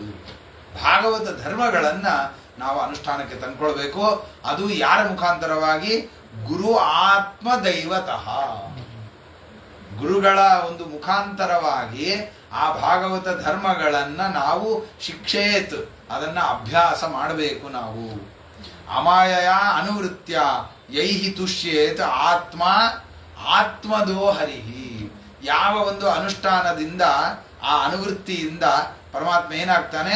ತುಷ್ಯೇತ್, ಪರಮಾತ್ಮ ಸಂತುಷ್ಟನಾಗಿ ಆತ್ಮದೋ ಹರಿಹಿ, ಪರಮಾತ್ಮ ಏನು ಮಾಡ್ತಾನೆ, ತನ್ನನ್ನೇ ತಾನು ಕೊಟ್ಕೊಳ್ತಾನೆ. ಆತ್ಮದಹ, ತನ್ನನ್ನೇ ತಾನು ದಾನ ಮಾಡ್ತಾನೆ ಅಂದರೆ ನಮಗೆ ತನ್ನ ರೂಪವನ್ನ ಕೊಡ್ತಾನೆ ಅಂತ. ಅಲ್ಲಿ ಹೇಳ್ಬೇಕಾದ್ರೆ ಯಮೈವೇಶ ವೃಣತೆ ತೇನ ಲಭ್ಯ ತಸ್ಯ ಈಶ ಆತ್ಮ ವಿವೃಣತೆ ತನು ಸ್ವಾಂ ತನು ವಿವೃಣತೆ. ತನ್ನ ಒಂದು ರೂಪವನ್ನ, ತನ್ನ ಒಂದು ಗುಣವನ್ನ ಪರಮಾತ್ಮ ಏನು ಮಾಡ್ತಾನೆ, ತಿಳಿಸ್ತಾನೆ. ಯಾರಿಗೆ? ಯಮೈವೇಶ ವೃಣತೆ, ಯಾರನ್ನ ಪರಮಾತ್ಮ ಸ್ವೀಕಾರ ಮಾಡ್ತಾನೋ ಅವರಿಗೆ ತನ್ನ ಸ್ವಾಂ ತನು ವಿವೃಣತೆ, ತನ್ನ ರೂಪವನ್ನು ತೋರಿಸ್ತಾನೆ. ನಾವು ಪ್ರಯತ್ನ ಪಟ್ಟರೆ ಎಲ್ಲ ದೇವರನ್ನ ದರ್ಶನ ಮಾಡ್ಲಿಕ್ಕೆ ಆಗೋದಿಲ್ಲ. ಈ ಸಾಮಾನ್ಯ ಈಗಿರುವಂತಹ ಒಂದು ತಿರುಪತಿ ಕ್ಷೇತ್ರದಲ್ಲೇನೆ ನಮ್ಮ ಪ್ರಯತ್ನದಿಂದ ಏನೂ ಆಗೋದಿಲ್ಲ. ನಾವೇನೋ ಅನ್ಕೊಂಡು ಹೋಗಿರ್ತೀವಿ, ಅಲ್ಲಿ ಆಗೋದೇ ಏನೋ ಒಂದು. ದೇವರ ಇಚ್ಛಾ ಇದ್ರೆ ದರ್ಶನ ಆಗತ್ತೆ, ದೇವರ ಇಚ್ಛಾ ಇಲ್ಲ ಅಂದ್ರೆ ಏನು ಮಾಡಿದ್ರೂ ದರ್ಶನ ಆಗೋದಿಲ್ಲ. ಅಂತಹ ಅದರಿಂದ ಈ ಒಂದು ಏನು ನನಗೆ ಶಿಲಾವತು ದೃಶ್ಯತೆ, ನಮ್ಮ ಕಣ್ಣಿಗೆ ಕಲ್ಲಿನಂತೆ ಕಾಣಿಸುವ ಈ ಮೂರ್ತಿಯನ್ನ ನೋಡೋದಕ್ಕೇನೆ ನಮಗೆ ಪರಮಾತ್ಮನ ವಿಶೇಷ ಅನುಗ್ರಹ ಇರಬೇಕು, ಅವನ ಇಚ್ಛಾ ಇರಬೇಕು. ಅವಾಗ ದೇವರ ದರ್ಶನ ನಮಗೆ ಆಗತ್ತೋ ಹೊರತು ನಮ್ಮ ಪ್ರಯತ್ನದಿಂದ ಏನೂ ಸಾಧ್ಯ ಇಲ್ಲ. ಎಲ್ಲ ಮೊದಲೇ ಪ್ಲಾನ್ ಮಾಡಿಕೊಂಡು ಟಿಕೆಟ್ ಬುಕ್ ಮಾಡಿಕೊಂಡು ಎಲ್ಲ ಮಾಡ್ಕೊಂಡಿದ್ದು, ದರ್ಶನ ಟಿಕೆಟು ತಗೊಂಡಿದ್ರು ದೇವರ ಇಚ್ಛಾ ಇಲ್ಲ ಅಂದ್ರೆ ಆ ದರ್ಶನನೇ ಆಗೋದಿಲ್ಲ. ನಮ್ಮ ಪರಿಚಿತರೊಬ್ರು ಪಾಪ ಎಲ್ಲ ಇದು ಏನು ಅಭಿಷೇಕದ ಟಿಕೆಟ್ ಅನ್ನ ಮಾಡಿಸಿಟ್ಕೊಂಡಿದ್ದಾರೆ. ಎಷ್ಟು ವರ್ಷಕ್ಕೆ ಮುಂಚೆ ಅಂದ್ರೆ 10 ವರ್ಷಕ್ಕೆ ಮುಂಚೆಯಿಂದ ಅಭಿಷೇಕ ಟಿಕೆಟ್ ಪಾಪ ಮಾಡಿಸಿ ಇಟ್ಕೊಂಡಿದ್ದಾರೆ. ಅದು ಯಾವತ್ತು ಬರಬೇಕಾಗಿದೆಯೋ ಆ ದೈವ ಸಂಯೋಗ ಹೇಗಿರುತ್ತೆ, ಅವತ್ತಿಗೆ ಗ್ರಹಣ ಬಂದು ಎಲ್ಲ ಸೇವೆಗಳನ್ನ ಅವತ್ತು ನಿಲ್ಲಿಸ್ಬಿಡು. ಅವ್ರು ಕಟ್ಟಿದ ದುಡ್ಡು ವಾಪಸ್ ಬಂತು ಅಷ್ಟೇ. ದೇವರ ಇಚ್ಛಾ ಇದ್ದರೆ ಮಾತ್ರ ದೇವರ ದರ್ಶನ ಆಗುತ್ತೆ. ನಾವು ಅನ್ಕೊಳ್ತೀವಿ ನಾವು ಸುಲಭಕ್ಕೆ ಹೋಗ್ತೀವಿ, ಹೋದ ತಕ್ಷಣ ದರ್ಶನ ಆಗ್ಬಿಡತ್ತೆ ಅಂತ. ದೇವರ ಇಚ್ಛಾ ಇಲ್ಲ ಅಂದ್ರೆ ಎಂಥ ಒಂದು ಯಾವ ಒಂದು ದೇವರ ರೂಪನೂ ದರ್ಶನಕ್ಕೆ ಆಗೋದಕ್ಕೆ ಸಾಧ್ಯ ಇಲ್ಲ. ಅಂಥದ್ದು ಇನ್ನ ಅಂತರಂಗದಲ್ಲಿ ಆ ಪರಮಾತ್ಮನ ಆ ದಿವ್ಯವಾದಂತಹ ರೂಪದ ದರ್ಶನ ಅದು ಅವನ ಅನುಗ್ರಹ ಇಲ್ಲದೆ ಖಂಡಿತ ಸಾಧ್ಯ ಇಲ್ಲ. ಅದರಿಂದ ಯಮೈವೇಶ ವೃಣತೆ ತೇನ ಲಭ್ಯ. ಆ ಪರಮಾತ್ಮ ನಮ್ಮನ್ನು ಸ್ವೀಕಾರ ಮಾಡಬೇಕಾದ್ರೆ ನಾವೇನ್ ಮಾಡಬೇಕು, ಅವನನ್ನ ಸಂತೋಷ ಪಡಿಸಬೇಕು. ಅದನ್ನೇ ಇಲ್ಲಿ ಹೇಳ್ತಾರೆ, ಅಮಾಯಯ ಅನುವೃತ್ಯ ಯೈಹಿ ತುಷ್ಯೇತ್. ಪರಮಾತ್ಮನನ್ನ ಸಂತೋಷ ಪಡಿಸತ್ತೆ. ಅದು ಯಾವುದು? ಭಾಗವತಾನ್ ಧರ್ಮಾನ್. ಈ ಭಾಗವತ ಧರ್ಮಗಳೇನಿದೆ ಅದು ಅವನನ್ನ ಸಂತೋಷ ಪಡಿಸತ್ತೆ. ಯಾವುದು? ದೂಲ್ನೇದು ಹೇಳ್ತಾ ಹೋಗ್ತಾರೆ, ಸರ್ವತೋ ಮನಸೋ ಸಂಗಂ ಆದೌ ಸಂಗಂಚ ಸಾಧುಷು. ಮೊದಲು ಬೇಕಾಗಿರೋದು ಯಾವುದು? ಸರ್ವತಃ ಮನಸಃ ಅಸಂಗಂ. ಎಲ್ಲದರಿಂದ ಮನಸ್ಸನ್ನ ದೂರ ಮಾಡ್ಕೊಳ್ಳೋದೇನಿದೆಯಲ್ಲ ಇದೇ ಮೊದಲೇ ಭಾಗವತ ಧರ್ಮ. ಅಂದ್ರೆ ಎಲ್ಲದರ ಮೇಲೆ ಇದು ನಂದು ಅನ್ನುವಂತಹ ಭಾವನೆ ನಾವೇನು ಇಟ್ಕೊಂಡಿರ್ತೀವಿ ಅದನ್ನು ಬಿಡ್ತಾ ಹೋಗ್ಬೇಕು, ಪ್ರಯತ್ನ ಪೂರ್ವಕವಾಗಿ ಅದನ್ನ ಬಿಡಬೇಕು. ಸರ್ವತಃ ಮನಸಃ ಅಸಂಗಂ. ಮತ್ತೆ ಎಲ್ಲಿ ಸಂಘ ಮಾಡಬೇಕು? ಸಂಗಂಚ ಸಾಧುಷು. ಸಾತ್ವಿಕರ ಜೊತೆಯಲ್ಲಿ, ಸಾತ್ವಿಕರ ಒಂದು ಜ್ಞಾನಿಗಳ ಒಂದು ಏನು ಸಮಾಗಮ ಇರುತ್ತೆ, ಅವರು ಎಲ್ಲಿರ್ತಾರೆ ಅಲ್ಲಿ ನಮ್ಮ ಸಂಘ ಇರಬೇಕು. ಯಾಕೆ ಅಂದ್ರೆ ಅವರು ಕೆಲಸಕ್ಕೆ ಬರದೇ ಇರುವಂತಹ ಒಂದು ವಿಷಯವನ್ನು ಮಾತಾಡೋದಿಲ್ಲ, ಅವರು ಬೇಡದೇ ಇರೋದನ್ನ ಮಾಡೋದಿಲ್ಲ. ಅವ್ರು ಯಾವಾಗಲೂ ನಿರಂತರ ಪರಮಾತ್ಮನ ಚಿಂತನೆ, ಆ ಪರಮಾತ್ಮನ ಗುಣಗಳ ಒಂದು ವಿವರಣೆ, ಇದರಲ್ಲೇ ಅವರ ಒಂದು ಕಾಲ ಇರುತ್ತೆ. ಆದ್ರಿಂದ ಅವರ ಜೊತೆಯಲ್ಲೇ ಇದ್ರೆ ಅವರ ಒಂದು ವರ್ತನೆಗಳು, ಅವರು ಹೇಗೆ ಪದಾರ್ಥಗಳಲ್ಲಿ ವಿರಕ್ತರಾಗಿ ಜೀವನ ಮಾಡ್ತಾ ಇರ್ತಾರೆ, ಅವುಗಳನ್ನು ನೋಡಿ ನೋಡಿ ನಮಗೆ ಅದರ ಒಂದು ಬುದ್ಧಿ ನಮಗೂ ಅದೇ ತರ ಬರುತ್ತೆ. ನಾವು ಆ ಥರನೇ ಮಾಡೋದಕ್ಕೆ, ಅನುಕರಣೆ ಮಾಡೋದಕ್ಕೆ ಶುರು ಮಾಡ್ತೀವಿ. ಯದ್ಯದ ಆಚರತಿ ಶ್ರೇಷ್ಠ ಅಂತ. ದೊಡ್ಡವರು ಮಾಡಿದ್ದನ್ನ ನಾವು ಅನುಕರಣೆ ಮಾಡ್ತೀವಿ. ಅವ್ರು ಹಂಗೆ ಮಾಡಿದಾರ, ನಾವು ಹೀಗೆ ಮಾಡ್ತೀವಿ. ಈ ಅನುಕರಣೆ ಮಾಡುವ ಸ್ವಭಾವ ಬರುತ್ತೆ. ಆದ್ರಿಂದ ಸಾಧುಗಳ ಸಹವಾಸದಲ್ಲಿ ಇರಬೇಕು. ಆ ಸಹವಾಸದಿಂದ ಏನಾಗತ್ತೆ ಅಂತಂದ್ರೆ ಅವರು ಯಾವುದಕ್ಕೂ ತಲೆ ಕೆಡಿಸ್ಕೊಳ್ಳದೆ ಇರ್ತಾರೆ. ಅದನ್ನ ನೋಡ್ತಾ ಇದ್ದಾಗ ನಮಗೇನಾಗತ್ತೆ, ನೋಡೋರು ಎಷ್ಟು ಆರಾಮಾಗಿದ್ದಾರೆ, ಏನು ತಲೆನೋವು ಇಲ್ಲ ಅವರಿಗೆ. ಯಾಕೆ? ಅವ್ರು ಯಾವುದಕ್ಕೂ ತಲೆ ಕೆಡಿಸ್ಕೊಳ್ಳೋದಿಲ್ಲ. ನಾವು ಹೀಗೆ ಇರಬೇಕು ಅಂತ ಏನು ಮಾಡ್ತೀವಿ, ನಾವು ಆ ಒತ್ತಡಗಳನ್ನು ಬಿಟ್ಟು ಆರಾಮಾಗಿ ಶಾಂತಚಿತ್ತರಾಗಿ ಇರುವುದರ ಕಡೆಗೆ ಪ್ರಯತ್ನ ಮಾಡ್ತೀವಿ, ಅಭ್ಯಾಸ ಮಾಡ್ತೀವಿ. ಅದಕ್ಕೆ ಆದೌ ಸಂಗಂಚ ಸಾಧುಷು. ಮೊದಲಿಗೆ ಸಾಧುಗಳ ಸಂಘ ಮಾಡಬೇಕು, ಆಮೇಲೆ ಸರ್ವತೋ ಮನಸೋ ಸಂಗಂ ಅಂತ. ಇದಾದ್ಮೇಲೆ ಅದು ಬರ್ಬೇಕಾದ್ರಿಂದ ಆದೌ ಸಂಗಂಚ ಸಾಧುಷು, ಸಂಘವನ್ನು ಮಾಡಬೇಕು. ಆಮೇಲೆ ಏನು? ದಯಾಂ, ಮೈತ್ರಿ ಪ್ರಶ್ರಯಂಚ ಭೂತೇಶು ಅರ್ಧ ಯಥೋಚಿತಂ. ದಯಾ ಇರಬೇಕು, ಅದು ತುಂಬ ಮುಖ್ಯ. ಏನದು ದಯಾ ಅಂತಂದ್ರೆ ಪರ ದುಃಖ ಅಸಹಿಷ್ಣುತ್ವ. ಇನ್ನೊಬ್ಬರು ದುಃಖ ಪಡ್ತಾ ಇದ್ದಾರೆ ಅಂತಂದ್ರೆ ನಮಗೊಂಥರ ಅದನ್ನು ಸಹಿಸ್ಕೊಳಕ್ ಆಗ್ತಾ ಇರಬಾರ್ದು. ಇನ್ನೊಬ್ಬರು ಅಂದ್ರೆ ಸಾತ್ವಿಕರು, ವಿಷ್ಣು ಭಕ್ತರು, ಅದು ತುಂಬಾ ಮುಖ್ಯ. ಅದು ಯಾಕೆ ಅಂತಂದ್ರೆ ಮೋದೇತ ಸಾಧುರಪಿ ವೃಶ್ಚಿಕ ಸರ್ಪಹತ್ಯಾತ್ ಅಂತ ಪ್ರಹ್ಲಾದರಾಜರು ಸಾತ್ವಿಕರ ಲಕ್ಷಣವನ್ನ ಹೇಳಬೇಕಾದ್ರೆ ಮೋದೇತ ಸಾಧುರಪಿ, ಸಾಧುವಾದವನು ಯಾನಿರ್ತಾನೆ ಸಾತ್ವಿಕನಾದವನು ಅವನು ವೃಶ್ಚಿಕ ಸರ್ಪಹತ್ಯ, ದುಷ್ಟ ಜಂತುಗಳ ಸಂಹಾರದಿಂದ ಸಂತೋಷ ಪಡಬೇಕು ಅಂತ ಹೇಳಿ ಹಿರಣ್ಯಕಶಿಪು ಸಂಹಾರದಿಂದ ಸಾತ್ವಿಕರಿಗೆ ಸಂತೋಷ ಆಗಿದೆ, ಸಂತೋಷ ಪಡಬೇಕಾದದ್ದು, ಅದರಿಂದ ದುಃಖ ಪಡಬಾರದು ಅನ್ನೋದನ್ನ ಅಲ್ಲಿ ಅಭಿವ್ಯಕ್ತಿ ಮಾಡಿದ್ದಾರೆ. ಆದ್ರಿಂದ ಇನ್ನೊಬ್ಬರ ದುಃಖ ನಾವು ಸಹಿಸ್ಕೊಳ್ಬಾರ್ದು ಅಂತಂದ್ರೆ ಏನರ್ಥ ಅಂದ್ರೆ ಇನ್ನೊಬ್ಬ ಸಾತ್ವಿಕ, ಇನ್ನೊಬ್ಬ ವೈಷ್ಣವ ಯೋಗ್ಯ ಜೀವ ಅವನು ದುಃಖ ಪಡ್ತಾ ಇದ್ದಾಗ ಅದರ ನಮ್ಮ ಮನಸ್ಸಿನಲ್ಲಿ ಅದನ್ನ ಸಹನೆ ಆಗಬಾರ್ದು. ಪರ ದುಃಖ ಅಸಹಿಷ್ಣುತ್ವ.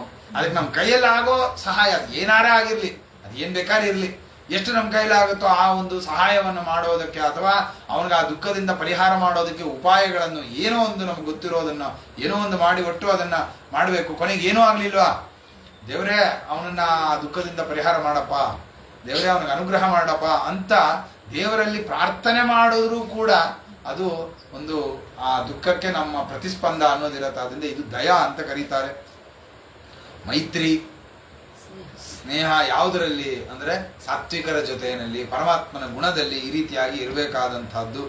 ಪ್ರಶ್ರಯ, ಪ್ರಶ್ರಯ ಅಂತಂದ್ರೆ ಸತ್ಕರ್ಮಾನುಷ್ಠಾನ ಮಾಡೋದರಲ್ಲಿ ದೀಕ್ಷಾ,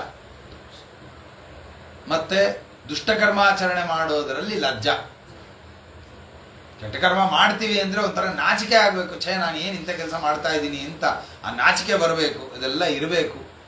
ಮತ್ತೆ ಶೌಚಂ, ಪ್ರಧಾನವಾಗಿ ಶೌಚ ಶುಚಿಯಾಗಿ ಇರಬೇಕು. ಅದು ಅಂತರಂಗ ಶೌಚ ಬಹಿರಂಗ ಶೌಚ ಅಂತ ಎರಡು ರೀತಿಯಾದಂತಹ ಶೌಚ ಇದೆ. ಎರಡೂ ರೀತಿಯಾದಂತಹ ಶೌಚವನ್ನ ಅನುಷ್ಠಾನ ಮಾಡಿಕೊಳ್ಬೇಕು. ತಪಃ, ತಪಸ್ಸು ಅಂದ್ರೆ ನೈರಂತರ್ಯ ಅಂತ ಕರೀತಾರೆ. ತಪಸ್ಸು ಅಂದ್ರೆ ನಿರಂತರವಾಗಿ ಒಂದು ಕರ್ಮ ಮಾಡ್ತೀವಿ ಅಂದ್ರೆ ಅದನ್ನ ಯಾವುದೇ ಕಾರಣಕ್ಕೂ ಬಿಡಬಾರದು. ಈಗ ಬೆಳಗ್ಗೆ ಸೂರ್ಯೋದಯಕ್ಕೆ ಮುಂಚೆ ಸ್ನಾನ ಮಾಡ್ತೀನಿ ಅಂತಂದ್ರೆ ಅದು ಎಂಥ ಪ್ರಸಂಗ ಇರಲಿ, ಎಂಥ ಯಾವತ್ತೇ ಆಗಿರಲಿ, ಏನಾರೇ ಆಗಿರಲಿ, ಪ್ರಯತ್ನ ಪೂರ್ವಕವಾಗಿ ಆವತ್ತಿನ ಆ ಹೊತ್ತಿಗೆ ಸ್ನಾನವನ್ನು ಮಾಡೋದು, ನಿರಂತರ ಮಾಡ್ಕೊಂಡ್ ಬರೋದೇನಿದೆ ಇದೊಂದು ತಪಸ್ಸು. ನಿತ್ಯ ಒಂದಿಷ್ಟು ಪಾರಾಯಣ ಮಾಡ್ತೀವಿ ಅಂತ ಮುಂಚಿನ ಹಿರಿಯರೆಲ್ಲ ಮಾಡ್ತಾ ಇದ್ರು. ಅದನ್ನು ಪಾರಾಯಣ ಮಾಡದೆ ಊಟ ಮಾಡೋದಿಲ್ಲ ಅಂತೆಲ್ಲ. ವಿಶೇಷವಾಗಿ ನಮ್ಮ ಯಾದವಾರ್ಯರ ತಾಯಿ ಅವರು ನಿತ್ಯ ಭಾಗವತ ಕೇಳದೆ ಊಟ ಮಾಡೋದಿಲ್ಲ ಅಂತ ಅವ್ರದ್ದೊಂದು ಸಂಕಲ್ಪ. ಆದ್ರಿಂದ ನಿತ್ಯ ಒಂದು ಶ್ಲೋಕನಾದರೂ ಭಾಗವತವನ್ನ ಕೇಳಿ ಆ ತನಂತರದಲ್ಲಿ ಊಟ ಮಾಡೋದು ಅಂತ ಇದೊಂದು ತಪಸ್ಸು. ನಿರಂತರ ಮಾಡೋದೇನಿದೆ ಇದನ್ನ ತಪಸ್ಸು ಅಂದ್ರೆ ನೈರಂತರ್ಯ ಅಂತ ಕರೀತಾರೆ. ಅದಾದ ಮೇಲೆ ತಿತಿಕ್ಷಾ, ದ್ವಂದ್ವ ಸಹಿಷ್ಣುತ. ಸುಖ ದುಃಖಗಳು ಏನು ಬಂದಾಗಲೂ ಕೂಡ ಇದು ಪರಮಾತ್ಮ ಕೊಟ್ಟಿದ್ದು ಅಂತ ಚಿಂತನೆ ಏನಿದೆಯಲ್ಲ ಇದನ್ನ ತಿತಿಕ್ಷಾ ಅಂತ ಕರೀತಾರೆ. ಹಾನಿ ಲಾಭ ಕ್ಲೇಶ ಮೋದ ಏನು ಅವಕ್ಷಣಕ್ಕೆ ಒದಗಲು ಪ್ರಾಣೇಶ ವಿಠಲ ಕರುಣೆಯಿಂದ ತಾನೇ ಕೊಟ್ಟನೆಂಬ ಸುಮತಿ. ಇದು ಬೇಕಾಗಿರುವಂಥದ್ದು. ದಾಸರಾಯರು ಹೇಳೋದು ಅದನ್ನು. ಹಾನಿ ಲಾಭ ಕ್ಲೇಶ ಮೋದ ಅದು ಏನಾರ ಬರಲಿ, ಆ ಕ್ಷಣದಲ್ಲಿ ಏನ್ ಬರುತ್ತೋ ಬರಲಿ. ದುಃಖ ಕೊಟ್ಟಾಗ ತಕ್ಷಣ ನಮ್ಮ ಮನಸ್ಸು ಏನಾಗುತ್ತೆ, ದೇವರೇ ಯಾಕಪ್ಪ ನಮ್ಗೆ ಇಷ್ಟು ದುಃಖ ಕೊಡ್ತಾ ಇದೆಯಾ ಅಂತೀವಿ. ಅದೇ ಸುಖ ಕೊಟ್ಟಾಗ ಮಾತ್ರ ದೇವರೇ ನಮ್ಗೆ ಯಾಕೆ ಇಷ್ಟು ಸುಖ ಕೊಡ್ತಾ ಇದೆಯಾ ನಾವು ಒಂದ್ಸತಿನೂ ಕೇಳಲ್ಲ. ದೇವರೇ ಯಾಕೆ ಇಷ್ಟೇ ಕೊಟ್ಟಿದೆಯಾ ಇನ್ನು ಸ್ವಲ್ಪ ಜಾಸ್ತಿ ಕೊಟ್ಟಿಲ್ಲ ಅಂತೀವಿ. ಸುಖದಲ್ಲಿ ಆ ಥರ ಕೇಳುವವರು ದುಃಖದಲ್ಲಿ ಮಾತ್ರ ಈ ರೀತಿಯಾಗಿ ಕೇಳೋದು. ಎರಡೂ ದೇವರು ನಮ್ಮ ಮೇಲೆ ಕರುಣೆ ಮಾಡಿ ಕೊಟ್ಟಿದ್ದಾನೆ. ಅದು ಏನು ಕೊಟ್ಟಿದಾನೋ ದೈವ ಲಬ್ಧೇನ ಸಂತೋಷ, ಅದು ತುಂಬಾ ಮುಖ್ಯ. ಅದನ್ನೇ ತಿತಿಕ್ಷಾ ಅಂತ ಕರೀತಾರೆ. ಮೌನ, ಮೌನ ಅಂತಂದ್ರೆ ಸೈಲೆಂಟ್ ಆಗಿರೋದು ಅಂತ ಅರ್ಥ ಅಲ್ಲ. ಮನನಶೀಲತಾ ಅಂದ್ರೆ ಕೇಳಿದ್ದನ್ನ ನಿರಂತರವಾಗಿ ಚಿಂತನೆ ಮಾಡ್ತಾ ಇರೋದು. ಏನು ನಾವು ಶ್ರವಣ ಮಾಡಿರ್ತೀವಿ ಪರಮಾತ್ಮನ ಗುಣಗಳನ್ನ, ಅದರಲ್ಲಿ ಯುಕ್ತಾಯುಕ್ತ ಚಿಂತನೆ ವಿಮರ್ಶೆ ಮಾಡಿಕೊಂಡು ಆ ಪರಮಾತ್ಮನ ಗುಣಗಳು ಹೇಗೆ ಸರಿ, ಇದು ಯಾಕೆ ಬೇರೆಯವರಲ್ಲಿ ಬರೋದಿಲ್ಲ ಅಂತ ಶಾಸ್ತ್ರಾರ್ಥ ವಿಚಾರ ಏನಿದೆಯಲ್ಲ ಇದನ್ನ ಮೌನ ಅಂತ ಕರೀತಾರೆ. ಸ್ವಾಧ್ಯಾಯಂ ಆರ್ಜವಂ, ಸ್ವಾಧ್ಯಾಯ ಮಾಡಬೇಕು. ಆರ್ಜವ ರುಜುತ ಅಂದ್ರೆ ಕಾಯಾವಾಚ ಮನಸ ಏಕಪ್ರಕಾರತ, ಒಂದೇ ರೀತಿಯಾಗಿ ಇರೋದು. ಅಂದ್ರೆ ಏನರ್ಥ? ವಿಷ್ಣು ತೀರ್ಥರು ಇದಕ್ಕೆ ತುಂಬಾ ಚೆನ್ನಾಗಿ ಬರೀತಾರೆ. ಈ ಭಾಗವತ ಧರ್ಮಗಳನ್ನ ಧರ್ಮೋಪದೇಶ ಪ್ರಕರಣ ಅಂತ ತಗೊಂಡು ವಿಸ್ತಾರವಾಗಿ ಭಾಗವತ ಸಾರೋದ್ಧಾರದಲ್ಲಿ ಇದರ ವಿವರಣೆಯನ್ನು ಮಾಡ್ತಾರೆ. ಇದಕ್ಕೆ ಒಂದೊಂದಕ್ಕೂ ಒಂದೊಂದು ಅರ್ಥಗಳನ್ನು, ವಿಶೇಷ ಅರ್ಥಗಳನ್ನು ಬರೀತಾರೆ ಅವರು. ಅದರಲ್ಲಿ ಆರ್ಜವ ಅಂತಂದ್ರೆ ಬರೀತಾರೆ. ಆರ್ಜವ ಅಂದ್ರೆ ಏನು ಅಂತಂದ್ರೆ ಕರ್ಣತ್ರಯೇಪಿ ಏಕಪ್ರಕಾರತ ಅಂತ. ಅಂದ್ರೆ ಕರ್ಣತ್ರಯೇಪಿ ಅಂದ್ರೆ ಕಾಯ ವಾಚ ಮನಸ, ಈ ಮೂರರಲ್ಲೂ ಏಕಪ್ರಕಾರತ, ಒಂದೇ ರೀತಿಯಾಗಿ ಇರೋದು ಅಂತ. ಏನು ಒಂದೇ ರೀತಿಯಾಗಿ ಇರೋದು ಅಂದ್ರೆ ನಾವೇನಂತೀವಿ, ಮನಸ್ಸಿನಲ್ಲಿ ಸಂಕಲ್ಪ ಮಾಡ್ಕೊಳ್ತೀವಿ. ಏನು, ಯಾವುದೋ ಒಂದು ಸತ್ಕರ್ಮಾನುಷ್ಠಾನವನ್ನು ಮಾಡಬೇಕು ಅಂತ ಮನಸ್ಸಿನಲ್ಲಿ ಸಂಕಲ್ಪ ಮಾಡ್ತೀವಿ. ಸಂಕಲ್ಪ ಮಾಡಬೇಕಾದಾಗ ಮನಸ್ಸಿನಲ್ಲಿ ಏನಿರುತ್ತೆ, ಅದರ ಫಲ ಏನೋ ಆ ಫಲ ಬರಲಿ ಅಂತ ಮನಸ್ಸಿನಲ್ಲಿರುತ್ತೆ. ಮನಸ್ಸಿನಲ್ಲಿ ಯೋಚನೆ ಮಾಡ್ತಾ ಇರ್ತೀವಿ. ಈಗ ಪುತ್ರಕಾಮಿ ಅಷ್ಟೇ ಯಾಗ, ಈಗ ಪಯೋವ್ರತ ಸಾಮಾನ್ಯ ಕದಿಟ್ಕೊಂಡು ಪಯೋವ್ರತ ಮಾಡಬೇಕಾದಾಗ ಏನು ಸಂಕಲ್ಪ ಮಾಡಬೇಕಾದ್ರೆ ನಮ್ಮ ಆಲೋಚನೆ ಏನಿರುತ್ತೆ, ಒಳ್ಳೆ ಗಂಡು ಮಗು ಹುಟ್ಲಿ ಮನಸ್ಸಿನಲ್ಲಿರುತ್ತೆ. ಆದರೆ ಬಾಯಲ್ಲಿ ಹೇಳಬೇಕಾದಾಗ ಮಾತ್ರ ಶ್ರೀ ವಿಷ್ಣು ಪ್ರೇರಣೆ ಶ್ರೀ ವಿಷ್ಣು ಪ್ರೀತ್ಯರ್ಥಂ ಅಂತ ಬಾಯಲ್ಲಿ ಹೇಳೋದು. ಮನಸ್ಸಿನಲ್ಲಿ ಮಗು ಹುಟ್ಲಿ ಅಂತ, ಬಾಯಲ್ಲಿ ಹೇಳಬೇಕಾದ್ರೆ ವಿಷ್ಣು ಪ್ರೀತ್ಯರ್ಥಂ ಅಂತ ಅನ್ನೋದು. ಈ ರೀತಿಯಾದಂತಹದ್ದೇನಿದೆ ಇದು ಆರ್ಜವತ ಇಲ್ಲ ನಮ್ಮಲ್ಲಿ. ಬಾಯಲ್ಲಿ ಒಂದು ಹೇಳ್ತಾ ಇದೀವಿ, ಮನಸ್ಸಲ್ಲಿ ಒಂದು ಇಟ್ಕೊಂಡಿದೀವಿ. ಅದೇ ತರಹ ಅವ್ರು ಒಳ್ಳೆ ದೃಷ್ಟಾಂತ ತಗೊಳ್ತಾರೆ. ಬ್ರಾಹ್ಮಣಾನ್ ಭೋಜಯಿಷ್ಯೆ ಅಂತ, ಬ್ರಾಹ್ಮಣರನ್ನ ಭೋಜ ಮಾಡಿಸ್ತೀನಿ ಅಂತ ಸಂಕಲ್ಪ ಮಾಡೋದು, ಬಾಯಲ್ಲಿ ಹೇಳಿ ಸಂಕಲ್ಪ ಮಾಡೋದು. ಸಂಕಲ್ಪ ಮಾಡಿ ಬ್ರಾಹ್ಮಣ ಭೋಜನ ಅಂತ 100 ಜನರನ್ನ ಕರೆದಿರ್ತೀವಿ. ಅಲ್ಲಿ ಬ್ರಾಹ್ಮಣರು ಎಷ್ಟು ಜನ ಇದ್ದಾರೆ, ಅಬ್ರಾಹ್ಮಣರು ಎಷ್ಟು ಜನ ಇದ್ದಾರೆ? ಬ್ರಾಹ್ಮಣರು ಒಬ್ಬರೋ ಇಬ್ಬರು ಇರ್ತಾರೆ, ಉಳಿದವರೆಲ್ಲ ಬೇರೆಯವರೇ ಕೂತ್ಕೊಂಡಿರ್ತಾರೆ. ಬ್ರಾಹ್ಮಣಾನ್ ಭೋಜಯಿಷ್ಯೆ ಅಂತ ಸಂಕಲ್ಪ ಮಾಡೋದು. ಸಂಕಲ್ಪ ಮಾಡಿದ್ದೆಲ್ಲಿ, ಊಟ ಮಾಡಿಸಿದ್ದೇನು? ಈ ತರಹ ಕಾಯ ವಾಚ ಮನಸ ಈ ತರ ಬೇರೆ ಬೇರೆ ಬೇರೆ ಬೇರೆ ಆದದ್ದಿದ್ರೆ ಇದನ್ನ ಆರ್ಜವತ ಅಂತ ಕರೆಯೋದಿಲ್ಲ. ಮೂರರಲ್ಲೂ ತ್ರಿಕರಣ ಶುದ್ಧಿ ಏಕಪ್ರಕಾರತ ಇರೋದೇನೆ ಆರ್ಜವತ. ಅದು ಏನದು? ಮೂರರಲ್ಲೂ ಒಂದೇ ತರ ಇರೋದು ಅಂದ್ರೆ ಏನು ಅಂದ್ರೆ ವಿಷ್ಣುತೀರ್ಥರು ಬರೀತಾರೆ, ನಿಷ್ಕಾಮತ. ನಿಷ್ಕಾಮರಾಗಿರೋದೇನಿದೆಯಲ್ಲ ಅದನ್ನೇ ಆರ್ಜವತ ಅಂತ ಕರೆಯೋದು. ಯಾವ ಒಂದು ಕರ್ಮದ ಫಲವನ್ನು ಅಪೇಕ್ಷೆ ಪಡದೇನೇ ಇರೋದು. ಮನಸಾನು ಕಾಯತಃನು, ಬಾಯಲ್ಲಂತೂ ಹೇಳ್ತೇನೆ ಇರ್ತೇವೆ ವಿಷ್ಣು ಪ್ರೇರಣೆ ವಿಷ್ಣು ಪ್ರೀತ್ಯರ್ಥಂ ಅಂತ. ಆ ಕೇವಲ ವಿಷ್ಣು ಪ್ರೀತಿಗೋಸ್ಕರವಾಗಿ ಮನಸ್ಸನ್ನ, ನಮ್ಮ ಶರೀರಗಳನ್ನ, ಇಂದ್ರಿಯಗಳನ್ನ ಟ್ರೈನಿಂಗ್ ಮಾಡಿಕೊಂಡು ಅದರಂತೆ ಇಟ್ಕೊಳ್ಳೋದೇನಿದೆಯಲ್ಲ ಇದನ್ನೇ ಆರ್ಜವತ ಅಂತ ಕರೀತಾರೆ. ತುಂಬ ಬಹಳ ಮುಖ್ಯವಾದಂತಹದ್ದು ಭಾಗವತ ಧರ್ಮ. ಮತ್ತೆ ಬ್ರಹ್ಮಚರ್ಯ. ಬ್ರಹ್ಮಚರ್ಯ ಅಂದ್ರೆ ಬ್ರಹ್ಮಣಿಚರ್ಯ ಅಂತ ಅದನ್ನ ವ್ಯುತ್ಪತ್ತಿ ಮಾಡಿ ಪರಮಾತ್ಮನಲ್ಲಿ ನಮ್ಮ ಎಲ್ಲ ಇಂದ್ರಿಯಗಳನ್ನ ಪ್ರವೃತ್ತಿ ಮಾಡೋದೇ ಬ್ರಹ್ಮಚರ್ಯ ಅಂದ್ರೆ. ಬ್ರಹ್ಮಚರ್ಯ ಅಂದ್ರೆ ಬರೀ ಮದುವೆ ಮಾಡ್ಕೊಳ್ದೇ ಇರೋದು ಅಂತ ಅರ್ಥ ಅಲ್ಲ. ಯಾಕಂದ್ರೆ ಮದುವೆ ಮಾಡಿಕೊಂಡಂತಹ ಅರ್ಜುನ ಶ್ರೇಷ್ಠ ಬ್ರಹ್ಮಚಾರಿ, ಮದುವೆ ಮಾಡಿಕೊಂಡಂತಹ ವಸಿಷ್ಠರು ನಿತ್ಯ ಬ್ರಹ್ಮಚಾರಿ. ಅದು ಒಂದು ಕಥಾ. ಏನಾಗುತ್ತೆ, ಅರುಂಧತಿ ದೇವಿ, ಎಲ್ರಿಗೂ ಗೊತ್ತಿರುತ್ತೆ ಕತೆ. ಅರುಂಧತಿ ದೇವಿ ನಿತ್ಯ ಆ ಕಡೆ ವಿಶ್ವಾಮಿತ್ರರಿಗೆ ಹೋಗಿ ಊಟ ಬಡಿಸಿ ಬರಬೇಕು. ಇದು ಕೆಲಸ. ಯಾಕಂದ್ರೆ ವಿಶ್ವಾಮಿತ್ರರು ಒಬ್ಬರೇ ಕೂತ್ಕೊಂಡಿದ್ದಾರೆ ತಪಸ್ಸಿಗೆ. ಆದ್ರಿಂದ ವಸಿಷ್ಠರ ಹೆಂಡತಿ ದಿನ ಹೋಗಿ ಅವರಿಗೆ ಭೋಜನಕ್ಕೆ ಅಂದ್ರೆ ವೈಷ್ಣವೆಲ್ಲ ಆದ್ಮೇಲೆ ಹೋಗಿ ಅವರಿಗೆ ಬಡಿಸಿ ಬರೋದು. ಇದು ದಿನನಿತ್ಯ ನಡೀತಾ ಇತ್ತು. ಮಧ್ಯದಲ್ಲಿ ಪ್ರವಾಹ, ಅದು ಇಬ್ರು ಆ ಕಡೆ ಈ ಕಡೆ ದಡದಲ್ಲಿ ಕೂತಿದ್ದಾರೆ. ವಸಿಷ್ಠರು ಈ ಕಡೆ ಇದ್ದಾರೆ, ವಿಶ್ವಾಮಿತ್ರರು ಆ ಕಡೆ ಕೂತ್ಕೊಂಡಿದ್ದಾರೆ. ಮಧ್ಯದಲ್ಲಿ ನದಿ ಇದೆ. ಆ ನದಿಯಲ್ಲಿ ಒಂದು ದಿವಸ ಪ್ರವಾಹ ಜಾಸ್ತಿ ಆಗೋಯ್ತು. ಗಂಗಾ ನದಿ ಅಂತ ಅಂತಾರೆ, ಯಾವುದೋ ನದಿ, ನಮಗೇನಿರಲಿ ಗಂಗಾ ನದಿ ಅಂತಾನೆ ಇರಲಿ. ಅದು ಪ್ರವಾಹ ಜೋರಾಗಿಬಿಡ್ತು. ಈ ಕಡೆಯಿಂದ ಆ ಕಡೆ ಹೋಗೋದಕ್ಕೆ ಅರುಂಧತಿಗೆ ಆಗಲಿಲ್ಲ. ವಸಿಷ್ಠರ ಹತ್ರ ಹೋಗಿ ಕೇಳ್ತಾಳೆ, ಹೇಗೆ ಹೋಗ್ಲಿ ನಾನು ಆ ಕಡೆಗೆ? ಇಲ್ಲ, ಹೋಗಿ ಪ್ರಾರ್ಥನೆ ಮಾಡು ನದಿಯನ್ನ. ಏನಂತ? ನಿತ್ಯ ಉಪವಾಸಿಗೆ ಅನ್ನ ಬಡಿಸಬೇಕು ನಾನು, ನನಗೆ ಜಾಗ ಬಿಡು ಅಂತ ಕೇಳು. ನಿತ್ಯ ಊಟ ಮಾಡ್ತಾ ಇದ್ದಾರೆ, ಈಕೆನೆ ಹೋಗಿ ಬಡಿಸಿ ಬರ್ತಾ ಇದ್ದಾಳೆ. ಆದ್ರೆ ವಸಿಷ್ಠರು ಹೇಳ್ತಾರೆ, ನಿತ್ಯ ಉಪವಾಸಿಗೆ ನಾನು ಅನ್ನ ಬಡಿಸಬೇಕು, ನನಗೆ ಜಾಗ ಬಿಡು ಅಂತ ಕೇಳು ಅಂತ. ಸರಿ ಅಂತ ಅರುಂಧತಿ ಬಂದು ಕೇಳ್ತಾಳೆ. ನದಿ ಜಾಗ ಬಿಟ್ಬಿಡ್ತು. ಅಂದ್ರೆ ಏನರ್ಥ? ನಿತ್ಯೋಪವಾಸಿಯವರು ಅಂತ ಆಯ್ತು. ಊಟ ಮಾಡಿದರೂ ನಿತ್ಯೋಪವಾಸಿಗಳು, ಅವರಿಗೆ ಊಟ ಬಡಿಸ್ಬೇಕು ಅಂದಿದ್ದಕ್ಕೆ ನದಿ ಜಾಗ, ಯಾಕೆ ಸತ್ಯ ಆಡಿದಾಳಾದ್ರಿಂದ ನದಿ ಜಾಗ ಬಿಡ್ತು. ಹೋದಳು ಅರುಂಧತಿ ದೇವಿ ಆ ಕಡೆಗೆ, ಹೋಗಿ ವಿಶ್ವಾಮಿತ್ರರಿಗೆ ಊಟ ಬಡಿಸುದು. ಮತ್ತೆ ವಾಪಸ್ ಬರ್ಬೇಕಲ್ಲ, ಹೇಗೆ ಬರ್ಬೇಕೀಗ? ಮತ್ತೆ ನದಿ ದಾರಿ ಮುಚ್ಚೋಯ್ತು. ವಿಶ್ವಾಮಿತ್ರನ್ ಕೇಳ್ತಾನೆ, ನಾ ಹೆಂಗ್ ಹೋಗ್ಲಿ ಆ ಕಡೆಗೆ ಅಂತ. ನಿತ್ಯ ಬ್ರಹ್ಮಚಾರಿಯ ಸೇವೆ ಮಾಡಬೇಕು ನಾನು, ಅದಕ್ಕೆ ಜಾಗ ಬಿಡು ಅಂತ ನದಿಯನ್ನ ಕೇಳು ಅಂತ ಅಂತಾರೆ. ಅವಳು ಬಂದು ಅದನ್ನೇ ಕೇಳ್ತಾಳೆ, ನಿತ್ಯ ತನ್ನ ಗಂಡನೆ ವಸಿಷ್ಠರು, ಅವ್ರು ಹೆಂಗ್ ನಿತ್ಯ ಬ್ರಹ್ಮಚಾರಿಗಳು? ಹೆಂಡತಿ ಬಂದು ಕೇಳ್ತಾ ಹೇಳೋದು, ನಿತ್ಯ ಬ್ರಹ್ಮಚಾರಿಯ ಸೇವೆ ಮಾಡಬೇಕು ನಾನು, ಜಾಗ ಬಿಡು ಅಂತ ನದಿಯನ್ನ ಕೇಳಿದಾಗ ಮತ್ತೆ ನದಿ ಜಾಗ ಬಿಡ್ತು. ಈ ಕಡೆಯಿಂದ ಅರುಂಧತಿ ದೇವಿ ಆ ಕಡೆಗೆ ಹೋಗಿ ವಸಿಷ್ಠರನ್ನು ಸೇವೆ ಮಾಡಿದ್ಲು ಅಂತ. ಹಾಗಿದ್ರೆ ಬ್ರಹ್ಮಚರ್ಯ ಅನ್ನೋ ಶಬ್ದಕ್ಕೆ ಅರ್ಥ ಏನು? ಅದು ಬರೀ ಆಶ್ರಮ ವಿಶೇಷ ಅಲ್ಲ, ಬ್ರಹ್ಮಚರ್ಯ ಅಂತಂದ್ರೆ ನಮ್ಮ ಎಲ್ಲ ಇಂದ್ರಿಯಗಳನ್ನ ಪರಮಾತ್ಮನ ಕಡೆಗೆ ವಿನಿಯೋಗ ಮಾಡೋದೇನೇನೆ ಅದು ಬ್ರಹ್ಮಚರ್ಯ ಅಂತ. ಶಿರ ನಿನ್ನ ಚರಣದಲ್ಲೆರಗಲಿ ಎನ್ನ ಚಕ್ಷುಗಳು ನಿನ್ನನ್ನು ನೋಡಲಿ ಹರಿಯೇ, ಕರ್ಣಗೀತಂಗಳ ಕೇಳಲಿ ಎನ್ನ. ಇದೆಯಲ್ಲ, ನಾಸಿಕ ನಿರ್ಮಾಲ್ಯ ಘ್ರಾಣಿಸಲಿ ಹರಿಯೇ, ಇದೇ ನಮ್ಮ ಕರ್ಣಗಳನ್ನೆಲ್ಲವನ್ನ ಪರಮಾತ್ಮನ ಕಡೆಗೆ ಮಾಡೋದು. ನಾಲಿಗೆಯು ನಿನ್ನನ್ನು ಕೊಂಡಾಡಲಿ ಎನ್ನ ಕರಗಳು ನಿನ್ನನ್ನು ಭಜಿಸಲಿ ಹರಿಯೇ. ಇದೇನಿದೆ ಇವೆಲ್ಲ ಎಲ್ಲ ಇಂದ್ರಿಯಗಳು ಪ್ರತಿಯೊಂದಕ್ಕೂ ಇದೆ ಇದೇ ತರ ಒಂದೊಂದು ಎಲ್ಲ ಪ್ರತಿಯೊಂದು ಇಂದ್ರಿಯಗಳು ನಮ್ಮ ಎಲ್ಲ ಇಂದ್ರಿಯಗಳು ಭಗವತ್ ಪರವಾಗಿ ಮಾಡೋದೇನೇನೆ ಬ್ರಹ್ಮಚರ್ಯ ಅಂತ ಕರೆಸ್ಕೊಳ್ಳುತ್ತೆ. ಆ ಬ್ರಹ್ಮಚರ್ಯದಲ್ಲಿದ್ದವರೇ ವಸಿಷ್ಠರು. ಅವರು ಸರ್ವೇಂದ್ರಿಯಗಳನ್ನ ಪರಮಾತ್ಮನ ಪರವಾಗಿ ಮಾಡಿಟ್ಕೊಂಡಿದ್ರಾದ್ರಿಂದ ಅವರು ನಿತ್ಯ ಬ್ರಹ್ಮಚಾರಿಗಳಾದರು. ಇವರು ಊಟ ಮಾಡಬೇಕಾದ್ರೂ ಅದರ ಒಳಗಡೆ ಇದ್ದಂತಹ ಪರಮಾತ್ಮನ ರೂಪಗಳ ಚಿಂತನೆ, ಆ ಅನ್ನಮಯಾದಿ ಕೋಶಗಳು ಅನ್ನಮಯಾದಿ ರೂಪಗಳು, ಜಗನ್ನಾಥದಾಸರು ಹೇಳ್ತಾರೆ ಈ ಪರಿಯಲ್ಲಿ ಉಂಬನರ ನಿತ್ಯೋಪವಾಸಿ ನಿರಾಮಯನು ಅಂತ ಜಗನ್ನಾಥದಾಸರು ಹೇಳಬೇಕಾದ್ರೆ, ಈ ಪರಿಯಲ್ಲಿ ಯಾರು ಊಟ ಮಾಡ್ತಾರೋ ನಿತ್ಯೋಪವಾಸಿ. ಹಾಗೆ ಊಟ ಮಾಡ್ತಾ ಇದ್ದವರು ವಿಶ್ವಾಮಿತ್ರರಾದ್ರಿಂದ ಅವರು ಊಟನೇ ಮಾಡಿಲ್ಲ ಅಂತ ಅರ್ಥ. ಮತ್ತೆ ಯಾರು ಊಟ ಮಾಡಿದ್ದು? ದೇವರೇ ಊಟ ಮಾಡಿದ್ದು. ಅವರ ಆ ಕರ್ಮವನ್ನ ಹಾಗೆ ಅನುಸಂಧಾನ ಮಾಡಿ ಅದು ವೈಶ್ವಾನರ ಯಜ್ಞನ ರೂಪವಾಗಿ ಅದನ್ನ ಅನುಸಂಧಾನ ಮಾಡ್ತಾ ಇದ್ರು. ಅದರಿಂದ ಅವ್ರು ನಿತ್ಯೋಪವಾಸಿಗಳಾಗೋದು, ಇವರು ನಿತ್ಯ ಬ್ರಹ್ಮಚಾರಿಗಳಾಗೋದು. ಆದ್ರಿಂದ ಈ ರೀತಿಯಾಗಿ ಇರೋದೇನಿದೆಯಲ್ಲ ಇದು ಬ್ರಹ್ಮಚರ್ಯ, ಇದು ಬಹಳ ಮುಖ್ಯವಾದಂತಹದ್ದು. ಅದಾದ ಮೇಲೆ ಅಹಿಂಸಾ ಅನ್ನೋದು.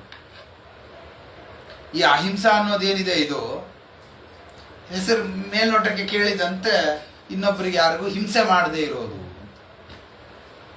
ಏನ್ ಹಿಂಸೆ ಮಾಡೋದು ಅಂದ್ರೆ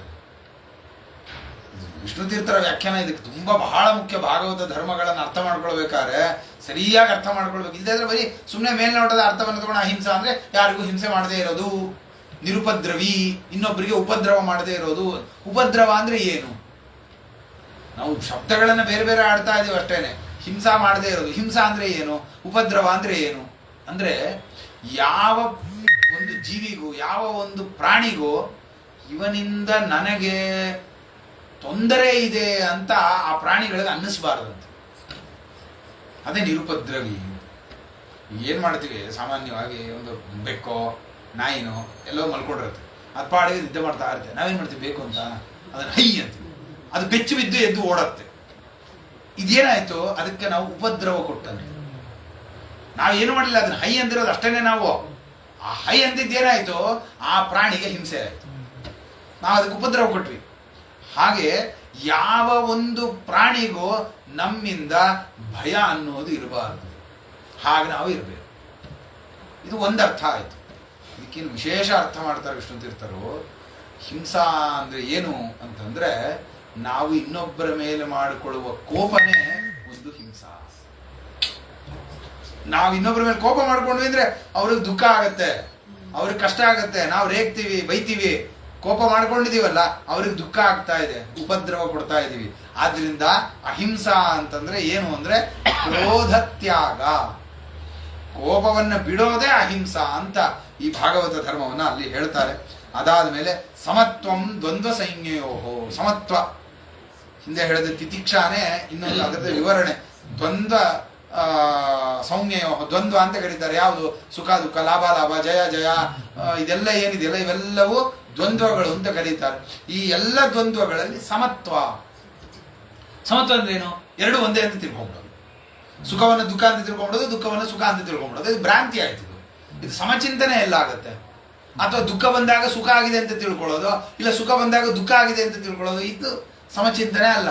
ಮತ್ತೆ ಏನು ಸಮಚಿಂತನೆ? ಎರಡೂ ಭಗವದ್ ಅಧೀನ ಅಂತ ಚಿಂತನೆ ಮಾಡೋದೇ ಸಮಚಿಂತನೆ. ಎರಡೂ ಭಗವಂತನ ಅಧೀನ, ಎರಡೂ ಭಗವದಾಯತ್ತ. ನಾವೇನು ಆಲೋಚನೆ ಮಾಡ್ತೀವಿ? ಸುಖ ಬಂತು ಅಂತಂದಾಗ ನೋಡಿದ್ಯಾ, ನಾನು ಕಷ್ಟಪಟ್ಟು ಇದನ್ನ ಮಾಡಿದೆ ಅಂತ. ಸುಖ ಬಂದಾಗ ಹಂಗಂತೀವಿ. ದುಃಖ ಬಂದಾಗ ದೇವರು ಕೊಟ್ಟ ಅಂತಂತೀವಿ. ಎರಡೂ ದೇವರು ಕೊಟ್ಟಿರೋದು. ಇಲ್ಲ ದುಃಖ ಬಂದಾಗ ನಮ್ಮ ಪ್ರಾರಬ್ಧ ಕರ್ಮ ಅಂತಂತೀವಿ. ಪ್ರಾರಬ್ಧ ಕರ್ಮ ಅನ್ನೋದು ಜಡ, ಅದ್ಯಾಕೆ ನಮ್ಮನ್ನ ದುಃಖ ಪಡಿಸತ್ತೆ? ಪ್ರಾರಬ್ಧ ಕರ್ಮ ಅನ್ನೋದು ಬರೀ ಒಂದು ನೆಪ. ನಮ್ಮನ್ನ ದುಃಖ ಪಡಿಸ್ತಾ ಇರೋದು ಪರಮಾತ್ಮ, ನಮಗೆ ದುಃಖ ಕೊಟ್ಟಿರೋದು ದೇವರು. ಅದಕ್ಕೆ ಒಂದು ನೆಪ ಮಾಡ್ಕೊಂಡಿದ್ದಾನೆ, ಆ ದುಃಖ ಕೊಡೋದಕ್ಕೆ ಒಂದು ಕಾರಣ ಇಟ್ಕೊಂಡಿದ್ದಾನೆ. ಏನೋ ನಿನ್ನ ಪ್ರಾರಬ್ಧ ಕರ್ಮ ಅಂತದು ಹೆಸರು ಹೇಳೋದಕ್ಕಷ್ಟೇ. ಯಾಕೆ? ಪ್ರಾರಬ್ಧ ಕರ್ಮನು ಪರಮಾತ್ಮನ ಅಧೀನನೇ ಅಲ್ವಾ? ಅದನ್ನ ಯಾಕೆ ಇಟ್ಟಿದ್ದಾನೆ ದೇವರು? ಅಂದ್ರೆ ಒಂದು ನಿಮಿತ್ತ, ನೆಪ ಅಷ್ಟೇ ಅದು. ಆ ಪ್ರಾರಬ್ಧ ಕರ್ಮವನ್ನ ಒಂದು ನೆಪ ಮಾಡಿಕೊಂಡು ಪರಮಾತ್ಮ ಏನ್ ಮಾಡ್ತಾನೆ, ನಮಗೆ ದುಃಖವನ್ನ ಕೊಡ್ತಾನೆ. ಆ ಕೊಟ್ಟದ್ದು ಪರಮಾತ್ಮನೇ. ನಾವು ಅನ್ಕೋಬೇಕಾದ್ರೆ ಏನಂತೀವಿ, ನಮ್ಮ ಪ್ರಾರಬ್ಧ ಕರ್ಮದಿಂದ ಆಯಿತು ಅಂತ, ನಾನೇನೋ ಪಾಪ ಮಾಡಿದ್ದಕ್ಕಾಯ್ತು. ದೇವರು ಕೊಟ್ಟದ್ದು. ಈ ಸಮತ್ವ ಚಿಂತನೆ ಇದೆಯಲ್ಲ, ಈ ಸಮತ್ವ ಚಿಂತನೆ ಅನ್ನೋದೇ ದ್ವಂದ್ವ ಸಂಯೋಹ, ಅದು ಬೇಕಾಗಿರೋದು. ಎರಡು ಪರಮಾತ್ಮ ದೈವಾಯತ್ತ, ದೇವರು ಕೊಟ್ಟಿರೋದು ಅನ್ನುವಂಥದ್ದು ಬೇಕು. ಮತ್ತೆ ಸರ್ವತ್ರ ಆತ್ಮೇಶ್ವರ ಆನ್ವೀಕ್ಷಾಂ ಕೈವಲ್ಯಂ ಅನಿಕೇತನಂ, ಎಲ್ಲ ಕಡೆ ಪರಮಾತ್ಮನ ಆನ್ವೀಕ್ಷ, ಎಲ್ಲ ಕಡೆನಲ್ಲೂ ಪರಮಾತ್ಮನ ಅಸ್ತಿತ್ವವನ್ನ ಚಿಂತನೆ ಮಾಡೋದು. ನಾವು ಮಾಡಲ್ಲ, ಸತ್ಯವಾಗ್ಲು ನಮಗದು ಚಿಂತನೆ ಇಲ್ಲ. ನಾವು ಪರಮಾತ್ಮನ ಪ್ರತಿಮಾ, ಪುಸ್ತಕ ಇದು ಅಂತಂದ್ರೆ ದೇವರಿದ್ದಾನೆ ದೇವರಿದ್ದಾನೆ ಅಂತ. ಅದೇ ಬೇರೆ ಪದಾರ್ಥಗಳು, ಚೇರು, ಇನ್ನೊಂದು ಪದಾರ್ಥಗಳನ್ನ ಕಾಲಲ್ಲಿ ಒದಿತಾ ಇರ್ತೀವಿ. ಯಾಕೆ? ಅದರಲ್ಲೂ ದೇವರಿದ್ದಾನೆ. ಅದರಲ್ಲಿ ನಮ್ಗೆ ಯಾಕೆ ಕಲ್ಪನೆ ಬರ್ತಾ ಇಲ್ಲ ದೇವರಿದ್ದಾನೆ ಅನ್ನೋದು? ಪ್ರತಿಯೊಂದು ಸಣ್ಣ ಒಂದು ಕಲ್ಲು ಅದು ಮೇರು ಪರ್ವತಕ್ಕೆ ಸಮಾನ ಅಂತಂತಾರೆ. ನಾವು ಕಲ್ಲನ್ನು ಜಾಡ್ಸಿ ಜಾಡ್ಸಿ ಒದಿತಾ ಇರ್ತೀವಿ. ಯಾಕೆ? ಆ ಕಲ್ಲೇನು ಸಾಲಿಗ್ರಾಮ ಏನು, ಎರಡೂ ಕಲ್ಲೇ ತಾನೆ. ಇದರಲ್ಲಿ ನಮ್ಮನ್ನ ದೇವರನ್ನು ಪೂಜೆ ಮಾಡು ಅಂತ ನಮಗೆ ವಿಧಾನ ಮಾಡಿದರೆ ನಾವು ಈ ಪೂಜೆ ಮಾಡ್ತಾ ಇದೀವಿ. ತಾವತ್ತ ಅಲ್ಲಿ ಪೂಜೆ ಮಾಡಬೇಡ ಅಂತ ಹೇಳಿಲ್ವಲ್ಲ, ಅಲ್ಲಿ ದೇವರಿದ್ದಾನೆ ಅಂತ ಚಿಂತನೆ ಮಾಡಬೇಡ ಅಂತ ಹೇಳಿಲ್ವಲ್ಲ. ನಮ್ಗೆ ಯಾಕೆ ಆ ಯೋಚನೆ ಬರ್ತಾ ಇಲ್ಲ? ಇಲ್ಲಿ ದೇವರಿದ್ದಾನೆ, ಅಲ್ಲಿ ದೇವರಿಲ್ಲ ಅನ್ನೋ, ಅಲ್ಲಿ ದೇವರಿದ್ದಾನೆ ಅನ್ನೋ ಕಲ್ಪನೆ ಬರ್ತಾ ಇಲ್ಲ. ದೇವರಿಲ್ಲ ಅಂತ ಬರದೇ ಇದ್ರು ದೇವರಿದ್ದಾನೆ ಅನ್ನೋ ಸ್ಮರಣೆ ಬರ್ತಾ ಇಲ್ಲ. ಏನ್ ಮಾಡ್ತೀವಿ? ಕಾಲಲ್ಲಿ ಓದಿತೀವಿ, ಅದನ್ನ ಅನಾದರದಿಂದ ನೋಡ್ತೀವಿ ಬೇರೆ ವಸ್ತುಗಳನ್ನ.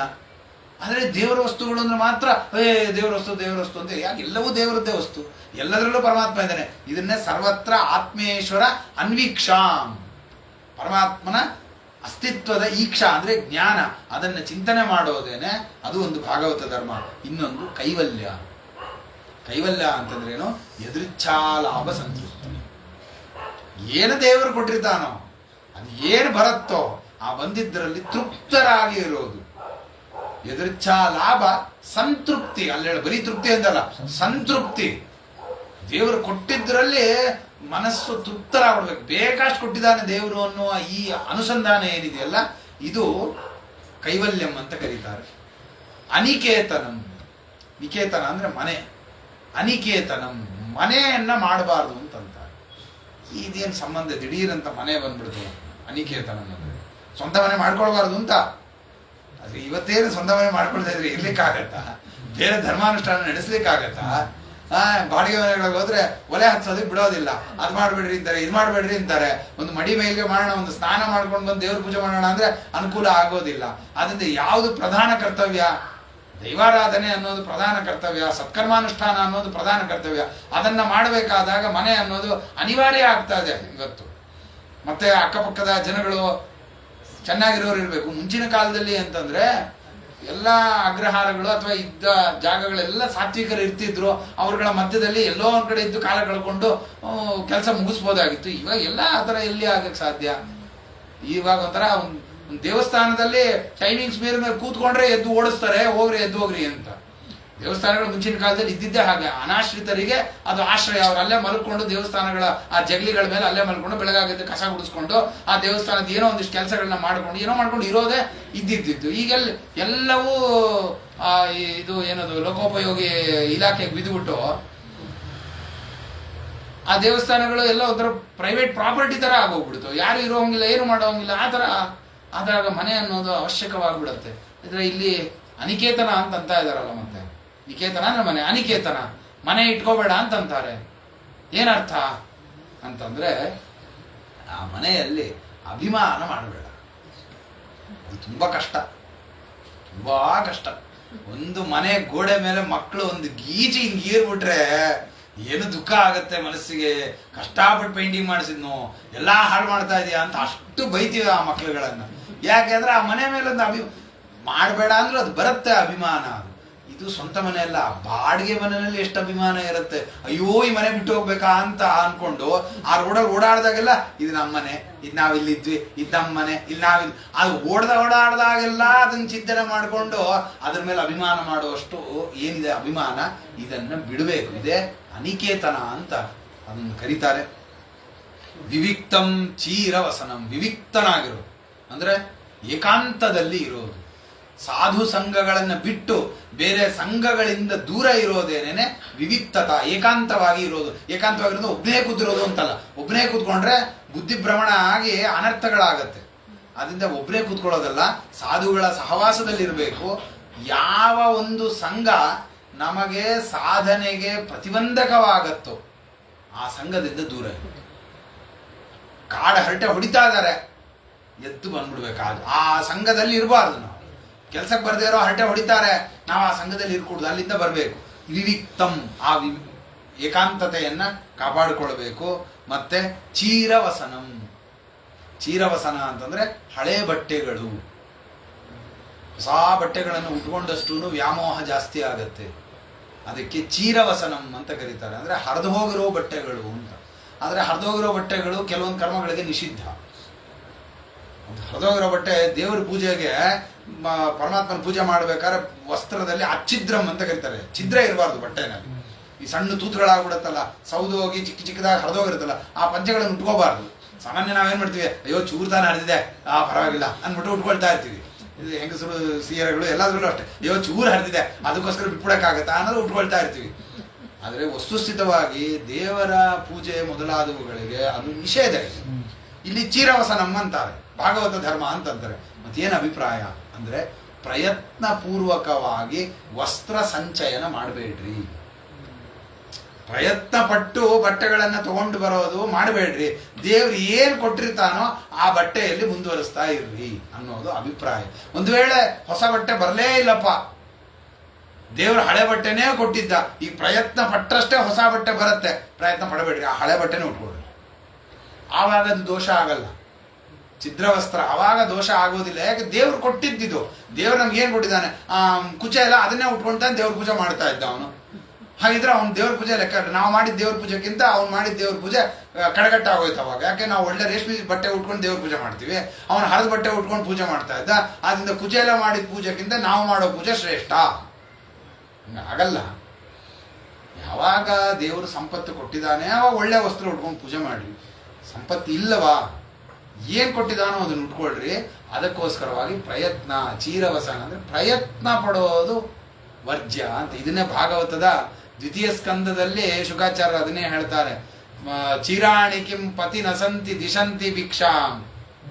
ಚಿರಾಣಿ ಕಿಂ ಪತಿ ನಸಂತಿ, ಚೀರವಸ್ತ್ರಗಳ ದಾರಿನಲ್ಲಿ ಬಿದ್ದಿಲ್ವಾ, ತಗೊಂಡು ಉಟ್ಕೋ ಸಾಕು. ಕಸ್ಮಾತ್ ಭಜಂತಿ ಕವಯೋ ಧನ ದುರ್ಮದಾನ್. ಯಾಕೆ ಪ್ರಯತ್ನ ಪಡ್ತೀರಿ ದ್ರವ್ಯ ಸಂಪಾದನೆಗೆ? ಅದಾಗದೆ ಬರ್ತಾ ಇದೆಯಾ, ಎದುರಿಚ್ಛ ಅಂದ್ರೆ ಅದೇ ಪರಮಾತ್ಮನ ಇಚ್ಛೆಯಿಂದ ಅದಾಗದೆ ಬರ್ತಾ ಇದೆಯಾ. ಅಪ್ರಯತ್ನೇನ, ಪ್ರಯತ್ನ ಇಲ್ಲದೆ ಬರುತ್ತಾ, ಬರ್ಲಿ ವೈಭವ ಮಾಡ್ಕೊಳ್ಳಿ. ಅದೇ ಕುಚೆಲ್ಲ ಆಮೇಲೆ ದೇವ್ರು ಕೊಟ್ಟ ಮೇಲೆ ರೇಷ್ಮೆ ವಸ್ತ್ರಗಳನ್ನೇ ಉಟ್ಕೊಂಡ, ಬಂಗಾರದ ಒಡವೆಗಳನ್ನೇ ಹಾಕೊಂಡ, ಅವನು ಅದನ್ನ ದೇವ್ರು ಕೊಟ್ಟಿದ್ದು ಅಂತ ಅದನ್ನ ದೇವರಿಗೆ ಸಮರ್ಪಣೆ ಮಾಡ್ಕೊಂಡು ಮಾಡ್ದ. ದೇವರು ಕೊಟ್ಟ ಅನುಭವಿಸ, ದೇವರು ಕೊಡ್ಲಿಲ್ವಾ ಪ್ರಯತ್ನ ಮಾಡೋದು. ಇದೇ ಚೀರವಸನ ಅಂತ ಕರೀತಾರೆ. ಅದನ್ನೇ ಮುಂದೆ ವಿವರಣೆ ಮಾಡ್ತಾರೆ. ಸಂತೋಷಂ ಏನಕೇನ ಚಿತ್, ಏನಿದೆಯೋ ಅದರಲ್ಲಿ ಸಂತುಷ್ಟರಾಗಿ ಇರೋದು. ಇದು ಭಾಗವತದ ಧರ್ಮಗಳು ಅಂತ ಬಹಳವಾಗಿ ಇನ್ನೂ ತುಂಬಾ ಇದೆ. ಅದು ಒಂದೊಂದು ಹಂಗೆ ಬರ್ತಾನೆ ಇರುತ್ತೆ. ಇದು ಒಟ್ಟು 30 ತ್ರಿಂಶತ್ ಭಾಗವತ ಧರ್ಮಗಳು ಅಂತ ಬಹಳ ಮುಖ್ಯವಾದಂತಹದ್ದು.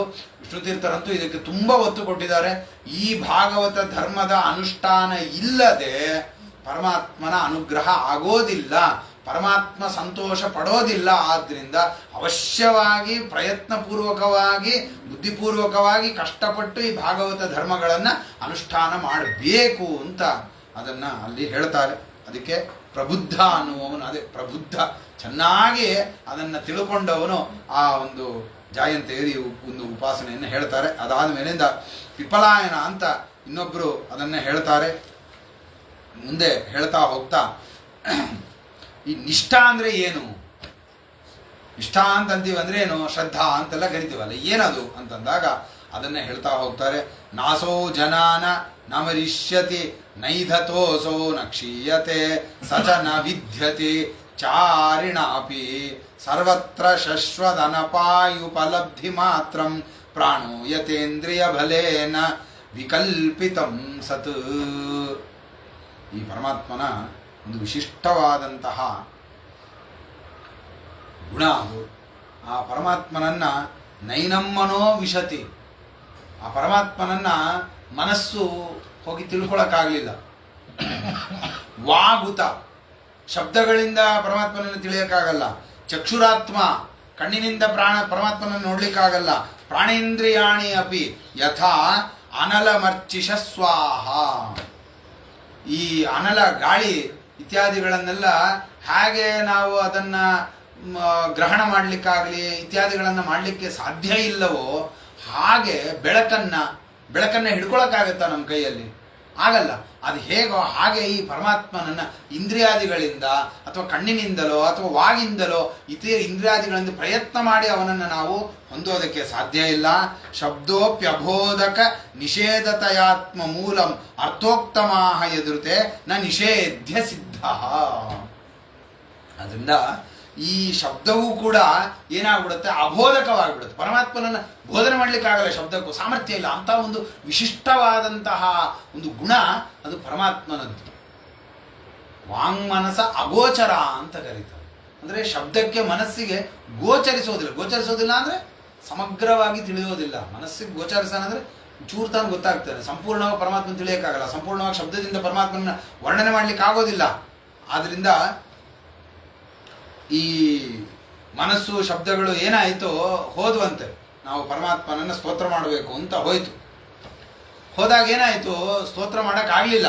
ಸ್ತೋತ್ರ ಮಾಡೋಕ್ಕಾಗದೆ ಅವೆರಡು ವಾಪಸ್ ಬಂದ್ಬಿಟ್ಟು ಶಬ್ದಗಳು ಮನಸಾ ಸಹ ಹೋಗಿ ಸ್ತೋತ್ರ ಮಾಡೋಕ್ಕಾಗದೆ ವಾಪಸ್ ಬಂದ್ಬಿಟ್ಟು ಆ ಶಬ್ದ ಅನ್ನೋದು. ಯಾಕೆ ಅಂದರೆ ಆಗಲ್ಲ, ಅವಕ್ಕೆ ಸಾಮರ್ಥ್ಯ ಇಲ್ಲ. ಅಂಥ ಒಂದು ಸಾಮರ್ಥ್ಯ ಪರಮಾತ್ಮನದ್ದು, ಅಂಥ ಒಂದು ಗುಣ ಪರಮಾತ್ಮನದ್ದು. ಇದೇ ನಿಷ್ಠಾ ಅಂದರೆ ಶ್ರದ್ಧಾ. ಪರಮಾತ್ಮ ಎಂಥವನು ಅಂತ ಸರಿಯಾಗಿ ತಿಳ್ಕೊಳ್ಳೋದೇನೇನೆ ಶ್ರದ್ಧಾ ಅಂತ ಕರೀತಾರೆ. ನಾಸೌ ಜಜಾನ, ಇವನು ಹುಟ್ಟಿಲ್ಲ. ನ ಮರಿಷ್ಯತಿ, ಇವನು ಸಾಯೋದಿಲ್ಲ. ನ ಏಧತೆ, ಇವನು ಬೆಳೆಯೋದಿಲ್ಲ. ಬೆಳೆದವನಂತೆ ತೋರಿಸ್ತಾನೋ ಹೊರತು ಇವನು ಬೆಳೆಯೋದಿಲ್ಲ. ನಮಗನ್ಸತ್ತೆ ಕೃಷ್ಣ ಬೆಳೆದ, ರಾಮ ಬೆಳೆದ ಅಂತ. ಇವನು ಬೆಳೆಯೋದಿಲ್ಲ. ಯಾಕೆ? ಶಶ್ವತೇಕ ಪ್ರಕಾರ ಇವನು. ಮತ್ತೆ ಹೇಗೆ ಮಾಡ್ತಾನೆ ಅಂತಂದರೆ ಲೋಕಜನಂ ಅಪೇಕ್ಷ, ಜನಗಳ ಕಣ್ಣಿಗೆ ಬೆಳೆದವನಂತೆ ತೋರಿಸ್ತಾನೆ ಅಷ್ಟೇ.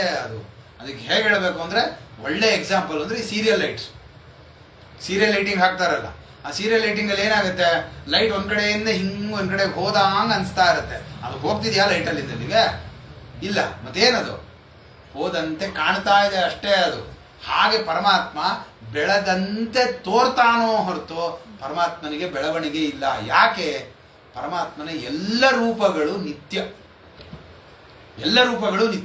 ಅದರಿಂದ ಪರಮಾತ್ಮ ಏನು ಮಾಡ್ತಾನೆ ಅಂತಂದರೆ, ಇವತ್ತು ಒಂದನೇ ದಿನದ ಶರೀರ ಏನಿದೆ, ಒಂದನೇ ದಿನದ ಮಗು ಎಷ್ಟು ಸೈಜ್ ಇರಬೇಕು ಆ ರೂಪನೂ ನಿತ್ಯ. 10ನೇ ದಿನದ ಮಗುವಿನ ರೂಪನೂ ನಿತ್ಯ. ಪರಮಾತ್ಮ ಏನು ಮಾಡ್ತಾನೆ, ಇವತ್ತು ಒಂದನೇ ಮಗುವಿನ ರೂಪವನ್ನು ಇವತ್ತು ತೋರಿಸ್ತಾನೆ, ನಾಳೆ ಆ ರೂಪವನ್ನು ಮುಚ್ತಾನೆ, 2ನೇ ದಿನದ ರೂಪವನ್ನು ತೋರಿಸ್ತಾನೆ, ಆಮೇಲೆ ಅದನ್ನು ಮುಚ್ತಾನೆ, 3ನೇ ದಿನದ ರೂಪವನ್ನು ತೋರಿಸ್ತಾನೆ. ಹೀಗೆ ಮಾಡಿದಾಗ ಏನಾಗುತ್ತೆ, ನಮಗೇನು ಅನ್ಸುತ್ತೆ, ಓ ದೇವರು ದಿನ ದಿನ ಬೆಳೀತಾ ಇದ್ದಾನೆ ಅಂತ ನಮಗನ್ಸುತ್ತೋ ಹೊರತು ವಸ್ತುಸ್ಥಿತವಾಗಿ ಅದು ರೂಪಗಳು ನಿತ್ಯ ನಮಗೆ ತೋರಿಸ್ತಾನೆ, ಮುಚ್ಚಿಡ್ತಾನೆ. ಈ ಸೀರಿಯಲ್ ಲೈಟಿಂಗಲ್ಲಿ ನಡೆಯೋದು ಅಷ್ಟೇನೆ. ಆ ಲೈಟ್ ಆನ್ ಆಗುತ್ತೆ, ಆಫ್ ಆಗುತ್ತೆ, ಪಕ್ಕದ ಲೈಟ್ ಆನ್ ಆಗುತ್ತೆ, ಆಫ್ ಆಗುತ್ತೆ. ನಮಗೇನು ಅನ್ಸುತ್ತೆ, ಈ ಲೈಟ್ ಈ ಕಡೆಯಿಂದ ಆ ಕಡೆ ಹೋಗಿದೆ ಅನ್ಸುತ್ತೆ. ಅದು ಹೋಗಿದ್ದಲ್ಲ, ಲೈಟ್ ಆಫ್ ಆಗುತ್ತೆ, ಆನ್ ಆಗುತ್ತೆ, ಅಷ್ಟೇ ಆಗೋದು. ಹಾಗೆ ಪರಮಾತ್ಮ ತನ್ನ ರೂಪಗಳನ್ನು ತೋರಿಸ್ತಾನೆ, ಮುಚ್ಚಿಡ್ತಾನೆ. ಅದು ಆದಾಗ ಏನಾಗುತ್ತೆ, ನಮಗೆ ದೇವರು ನಡೆದಂತೆ ಕಾಣಿಸುತ್ತೆ, ದೇವರು ಬೆಳೆದಂತೆ ಕಾಣಿಸುತ್ತೆ. ದೇವರಿಗೆ ಗಮನ ಇಲ್ಲ, ಯಾಕೆ? ಸರ್ವತ್ರ ವ್ಯಾಪ್ತ. ಎಲ್ಲ ಕಡೆ ದೇವರಿದ್ದಾಗ ಎಲ್ಲಿಂದ ಎಲ್ಲಿಗೆ ಹೋಗ್ತಾನೆ ದೇವರು? ನಡೆದಂತೆ ತೋರಿಸ್ತಾನೆ ಪರಮಾತ್ಮ, ವ್ಯಾಪಾರ ಮಾಡಿದಂತೆ ತೋರಿಸ್ತಾನೆ ಜನಗಳ ಕಣ್ಣಿಗೆ. ಅಪೇಕ್ಷೆ ಲೋಕಸ್ಯ ಹಿ ಮಂದ ದೃಷ್ಟಿಂ ಅಂತ ಭಾಗವತ ಶ್ರೀಮದಾಚಾರ್ಯರು ಮಹಾಭಾರತ ತಾತ್ಪರ್ಯದಲ್ಲಿ ಹೇಳ್ತಾರೆ. ಅಪೇಕ್ಷೆ ಲೋಕಸ್ಯ ಹಿ ಮಂದ ದೃಷ್ಟಿಂ. ಆದ್ದರಿಂದ ನ ಏಧತೆ ಆಸೋ, ಇವನು ಬೆಳೆಯೋದಿಲ್ಲ, ಇವನು ನ ಕ್ಷೀಯತೆ, ಹ್ರಾಸ ಆಗೋದಿಲ್ಲ. ಸಚನ ವಿದ್ಯತಿ ಚಾರಿಣಾಪಿ, ಯಾವ ಶತ್ರುಗಳು ಇವನನ್ನ ಹೊಡೆಯಕ್ಕಾಗಲ್ಲ. ನ ವಿದ್ಯತಿ, ಇವನನ್ನು ಗಾಯ ಮಾಡ್ಲಿಕ್ಕಾಗಲ್ಲ. ಛೇದ ಭೇದ ವಿಷಾದ ಕುಟಿಲ ಅಂತಾದಿ ಅನವದ್ಯ ವಿದೂರ ಅಂತ ಏನು ಹೇಳ್ತಾರೆ ಅದೇ ಇಲ್ಲಿ. ಅವನ್ನ ವಿದ್ಯತಿ, ಅವನಿಗೆ ವಿಧ ಅಂದ್ರೆ ಘಾತ, ಅವನ ಘಾತ ಇಲ್ಲ ಅವನಿಗೆ. ಸರ್ವತ್ರ ಶಶ್ವತ್, ಎಲ್ಲ ಕಡೆಯಲ್ಲಿ ಒಂದೇ ತರ ಇರ್ತಾನೆ. ಮತ್ತೆ ಶಶ್ವತ್ ಅನಪಾಯ ಉಪಲಬ್ಧಿ ಮಾತ್ರ. ಉಪಲಬ್ಧಿ ಮಾತ್ರ ಏನಂಗಂದ್ರೆ ಬರೀ ಸಿಗೋದಷ್ಟೇನೆ. ಉಪಲಬ್ಧಿ ಅಂದ್ರೆ ಆ ರೂಪದ ಅಭಿವ್ಯಕ್ತಿ. ಪದಾರ್ಥಗಳೆಲ್ಲ ಇದೆ, ಲೈಟ್ ಆಫ್ ಆಗಿದೆ, ಯಾವ ಪದಾರ್ಥ ಇದೆ ಅಂತ ನಮ್ಗೆ ಗೊತ್ತಿಲ್ಲ. ಲೈಟ್ ಹಾಕಿದ ತಕ್ಷಣ ಆ ಪದಾರ್ಥ ಕಾಣ್ತು. ಲೈಟ್ ಹಾಕಿದ್ರಿಂದ ಪದಾರ್ಥ ಕಾಣಿಸಿದ್ದ, ಪದಾರ್ಥ ಹುಟ್ಟಿದ್ದ? ಕಾಣಿಸಿತು. ಹಾಗೆ ಪರಮಾತ್ಮನದ್ದು ರೂಪಗಳು ಬರೀ ಉಪಲಬ್ಧವಾಗತ್ತೋ ಹೊರತು ಅದು ಯಾವತ್ತೂ ಹುಟ್ಟಿದ್ದಲ್ಲ. ಅದು ಆ ರೀತಿಯಾಗಿ ಪರಮಾತ್ಮನದ್ದು ಶಶ್ವತ ಅನಪಾಯ ಉಪಲಬ್ಧಿ ಮಾತ್ರಂ ಪ್ರಾಣೋಯತೇಂದ್ರಿಯ ಬಲೇನ ವಿಕಲ್ಪಿತಂ ಸತ್. ಪ್ರಾಣ ಅನ್ನೋದು ಇಂದ್ರಿಯ ಬಲದಿಂದ ಅಭಿವ್ಯಕ್ತವಾಗತ್ತೆ. ಹೇಗೆ ಇವನು ಬದುಕಿದಾನೆ ಅಂತ ಹೇಗೆ ಗೊತ್ತಾಗತ್ತೆ? ಜೀವ ಕಣ್ಣು ಕಾಣಿಸಲ್ಲ.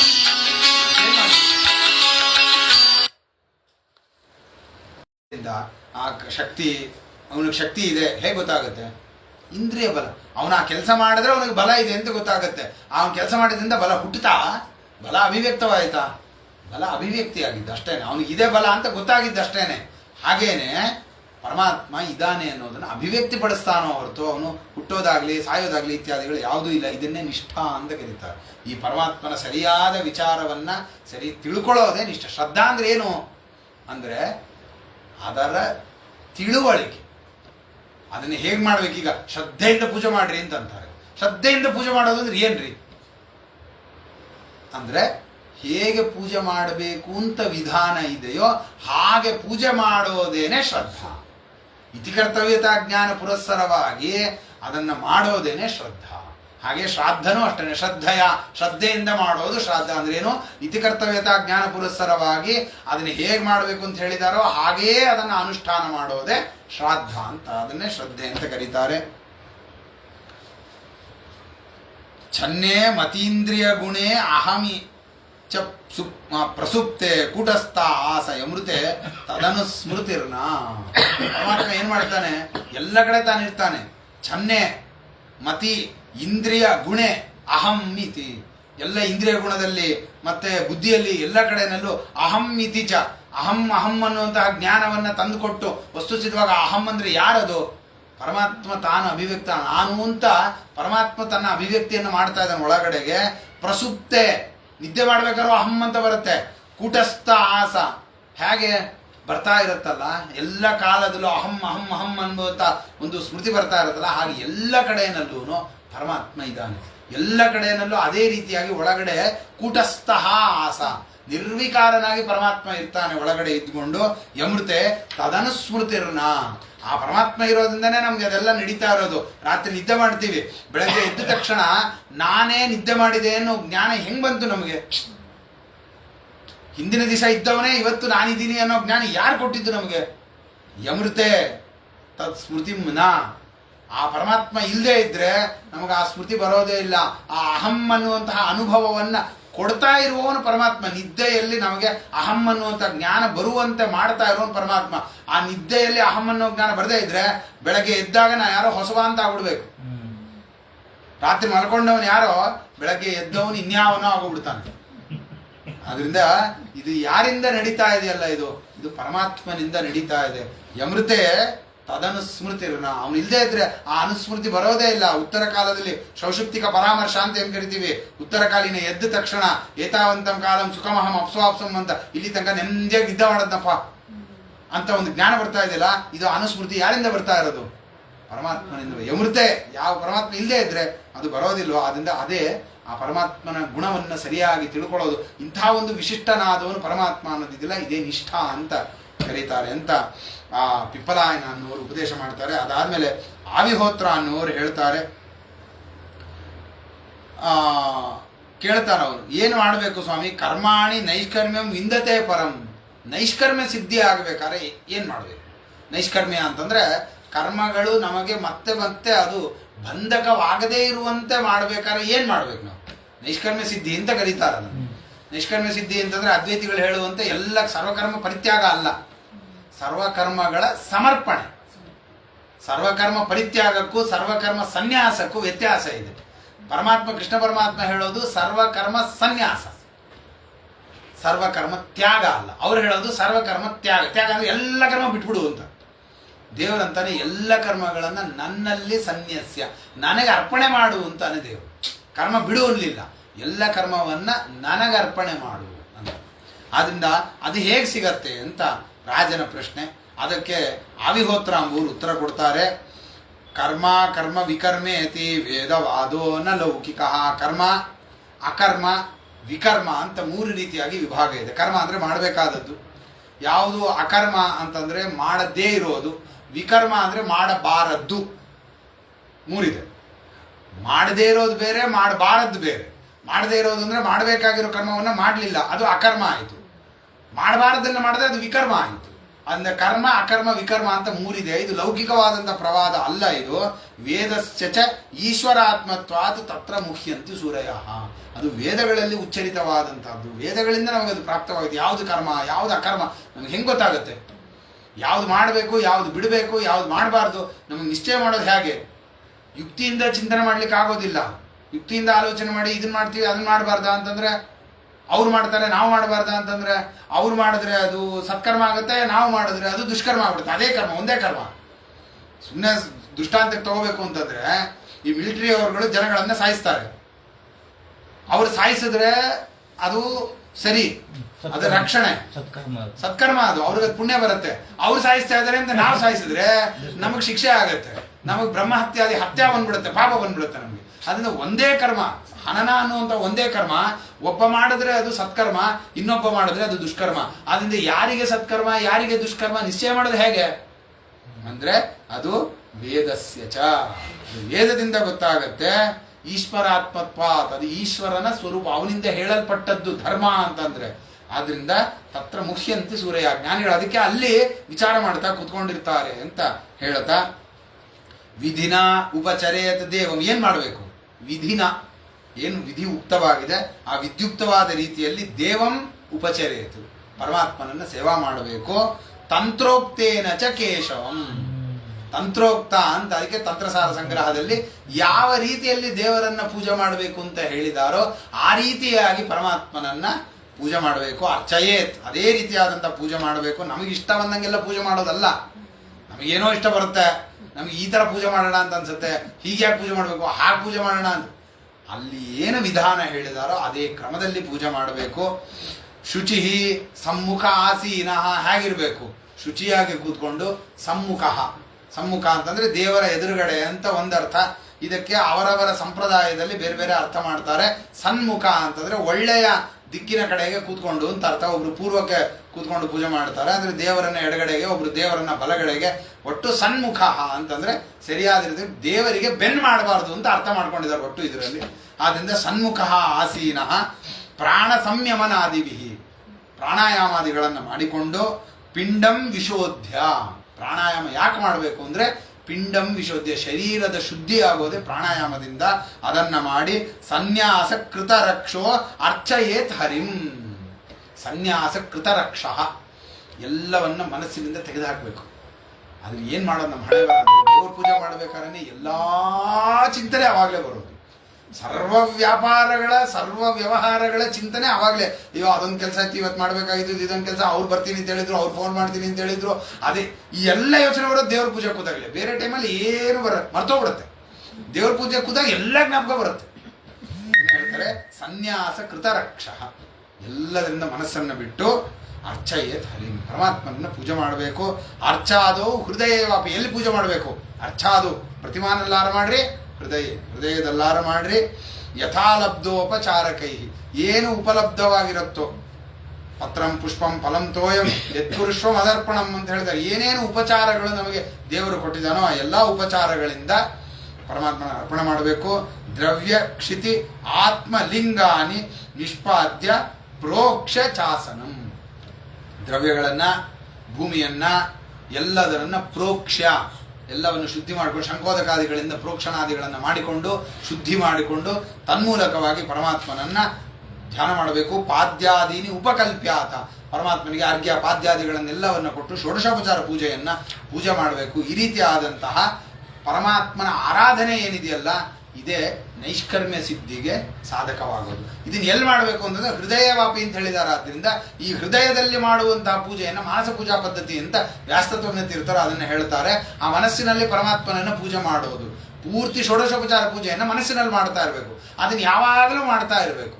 ಅದರದ್ದೇ ವಿಶೇಷವಾದಂತಹ ಅನುಸಂಧಾನ ಜಗನ್ನಾಥದಾಸರು ಈ ನಾಡಿ ಪ್ರಕರಣ ಸಂಧಿ ಅನ್ನೋದರಲ್ಲಿ ಇತ್ಯಾದಿಗಳಲ್ಲಿ ಅದರ ವಿವರಣೆಯನ್ನು ಮಾಡಿರೋದ್ರ ಪ್ರಕಾರ ಆದ ರೀತಿ ಪರಮಾತ್ಮನನ್ನ ಒಳಗಡೆ ಹೃದಯದಲ್ಲಿ ಇಟ್ಟು ಪರಮಾತ್ಮನನ್ನ ಪೂಜಾ ಮಾಡೋದೇನಿದೆಯಲ್ಲ ಇದೇನೆ ನೈಷ್ಕರ್ಮ್ಯ ಸಿದ್ಧಿಗೆ ಸಾಧಕ. ನಮಗೆ ಪರಮಾತ್ಮನ ಪ್ರಾಪ್ತಿ ಆಗೋದಕ್ಕೆ ಸಹಾಯಕವಾಗುತ್ತೆ. ಆದ್ದರಿಂದ ಇದನ್ನು ಅವಶ್ಯವಾಗಿ ಮಾಡಬೇಕು ಎಂಬುದಾಗಿ ಅದನ್ನು ಆ ಆವಿಹೋತ್ರ ಎಂಬುವವರು ಅದನ್ನು ನಿರೂಪಣೆ ಮಾಡಿದ್ರು. ಮುಂದೆ ದ್ರುಮಿಳ ಮತ್ತು ಚಮಸ ಕರಭಾಜನ ಅಂತ 3 ಜನ ಜಯಂತೆಯರು ಏನನ್ನು ಹೇಳಿದ್ರು ಅನ್ನೋದನ್ನ ನಾಳೆ ನೋಡೋಣ. ಕೃಷ್ಣಾರ್ಪಣಮಸ್ತು. ಹರಯೇ ನಮಃ.